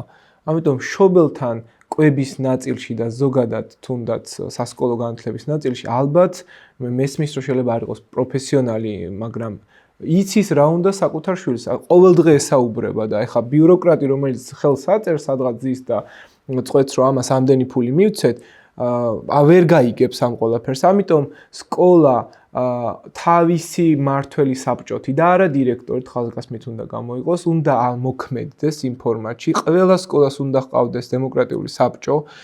ეს არის სამეურვეო საბჭო და ის უნდა იყოს ქმედითი. ერთ-ერთმა პარტიის იმან აღნიშნა რომ წევრმა ქვემოდან ზემოთ უნდა დავალაგოთ რაღაცები, იმიტომ რომ ჩვენ თვითონ თუ არ გვესმის საკუთარი პასუხისმგებლობა, ზემოთ ვერაფერს ვერავის ვერ მოვთხოვთ. მინიმუმ ხელი არ უნდა შეუშალოს, ასე ვთქვათ, სახელმწიფომ, რა სხვა ადამიანებს, მათ შორის ვისაც მოუნდება აქ რაღაც განათლებაში რაღაც რესურსის ჩადება და ეს არ უნდა იყოს რაღაც პირიქით, რომ მე ხა არ ვამბობ რომ რაღაც იდეალურ სამყაროს უცებ, ასე ვთქვათ, დავალაგებთ, მაგრამ საუკეთესო შემთხვევაში, რაც უფრო, როგორც ვთქვით, რაც უფრო ფინანსურად დამოუკიდებელი იქნება ეს ინსტიტუტი, ხო, სკოლაზე თუ საუბრობთ ამ შემთხვევაში, მით უფრო მაღალი ხარისხი იქნება. მე საერთოდ ძალიან მომეწონა ის ფაქტი, რომ პოლიტიკოსებმა დაიწყეს განათლებაზე საუბარი. გასაგებია, რომ ეს იყო ოცნების მიერ შემოთავაზებული, ასე ვთქვათ, ამ კვაზი რეფორმაზე რეაგირება, მაგრამ კარგია, რომ ამ თემაზე ვლაპარაკობთ. საინტერესო და უცნაური იყო ის, რომ 4 სხვადასხვა პოლიტიკური ძალის პოზიციები მთელ რიგ საკითხებზე აბსოლუტურად დაემთხვა ერთმანეთს. მე რაც დამაყლდა, იყო ამ პოლიტიკის განხილვა კაფიო მემარცხენე და კაფიო მემარჯვენე პოზიციებიდან. ანუ აი ამ კონტექსტში იქნება საინტერესო სულ ვნატრობ იმას, რომ ჩვენ ესე გავიზარდოთ, რომ პოლიტიკური დისკურსი იყოს მარჯვენა, მარცხენა პოზიციებიდან, იმიტომ რომ მე პირადად ცენტრთან ასე ვთქვათ, ქანაობა მირჩევნია ყველაფერს, მაგრამ აი ეს დამაყლდა ცოტათი, იმიტომ რომ იმდენად ბევრი დამთხევა იყო, ძალიან მიჭირდა იმის გარკვევა, ძალიან დიდი ბოდიში ეს პოლიტიკური პარტია, რომელი იდეოლოგიის წარმომადგენელი არის, ხო? გასაგებია, რომ პრობლემა ისეთი იყო, თორე რთული იყო განსხვავებული აზრები, მაგრამ თქვა იგივე სკოლების დაფინანსება, კონტროლი, ხარისხის სისტემა და ასე შემდეგ, აქ შეიძლება ასე თქვა ეს მარცხენა მარჯვენა პოზიციები რომ კაფიოთ იყოს გამოხატული და უფრო კარგად დავინახოთ საითკენ გვინდა წასვლა. თუ იდეოლოგიური განსხვავება, მაშინ სად არის ეს იდეოლოგიური განსხვავება და სად უნდა დაინახოს ხალხმა ეს ბერკეტი, რომ ეს მომწონს. ერთი მომენტი იყო სკოლების გასხვისება. იდეოლოგიური დამორჩილება ქონდა კონკრეტულად ერთს გამოკვეთილი, მგონი ეს იყო ნინო დოლიძე, რომელსაც გამოკვეთა იდეოლოგიური დამორჩილება აი ამ განათლების პოლიტიკის. დანარჩენებს ქონდათ ზოგადი მიმართულებები და ამ შემთხვევაში აქ პრაქტიკულად ერთი დადონ გეგმა თავისი სრული კონტექსტით. აი პირველი კლასიდან მაგისტრი, დოქტორის შედეგად სრული კომპლექტი ხო ამბობენ რომ ეს 5 გვერდიანი გამოაქვეყნა ოცნებამ. ამად 200 გვერდიანი გააკეთონ, იყოს საჯარო, ინფორმაციულად გაავრცელონ, მისაღები იყოს ყველასთვის. აი ეს ფიქრობ აკლია ამ პოლიტიკურ ძალას ამ მიმართულებით, ძალებს ამ მიმართულებით. ეს რაღაც განსხვავებები რაც არის, რაღაც შემთხვევებში რაღაც თემატურ ალიანსებად მათ შორის არსებობდეს, ხო? აი ამ საკითხზე აი ესეთი პოზიცია არსებობს. არ არის საჭირო რომ ყველაფერზე ყველა შეთანხმდეს და ესეც შეიძლება რაღაცა თვითონ ამ განათლების ნაწილში იყოს რაღაც საკითხები, რადგან რაღაც საერთო ასე ვთქვათ, აზრი არსებობს. და თუნდაც აი ეს რაც რო გავაგრძელოთ, ხო, მოლაპარაკების ამბავი იყოს, რომ ვინ რას ვთმობთ, რის ხარჯზე, რომ რაღაცა შეთანხმებული პოლიტიკის დღესდღეობით გქონდეს, მაგრამ მე ისი თქმაც მინდა არის ის, რომ აი მე როგორც განათლების მკვლევარი, ჩემი მიზანი მგონია, რომ გავიგო ამ სფეროში ადამიანები რას ფიქრობენ და მათი ხმა გავაჟღერო. მგონია, რომ პოლიტიკოსების მისიაც რაც უნდა იყოს, ერთი არის ეს, რომ თვითონაც მხოლოდ თავისი მოსაზრებიდან კი არ ლაპარაკონ, გაიგონ ისინი რას ლაპარაკობენ და მათი ხმა გააჟღერონ, მაგრამ დამატებით პოლიტიკოსის ფუნქცია არის, რომ ამ ადამიანებს დაანახოს ინსტრუმენტი, როგორ შეიძლება მათი პრობლემების მოგვარება, იმიტომ რომ დღესაც ახლა რომ ვლაპარაკობთ, რომ ეს არ მოგწონს და რა გავაკეთოთ, ადამიანები ამას როცა ვერ ხედავენ აზრსაც, რომ საერთოდ ან ხმა მოიღონ, ან თუნდაც Facebook-ის სტატუსი დაწერონ. ამიტომ ადამიანებს სჭირდებათ კონკრეტული მხარდაჭერა პოლიტიკური ინსტრუმენტების, რისი გაკეთება შეიძლება მაშინ, როდესაც მე რაღაცა კატასტროფულად არ მომწონს.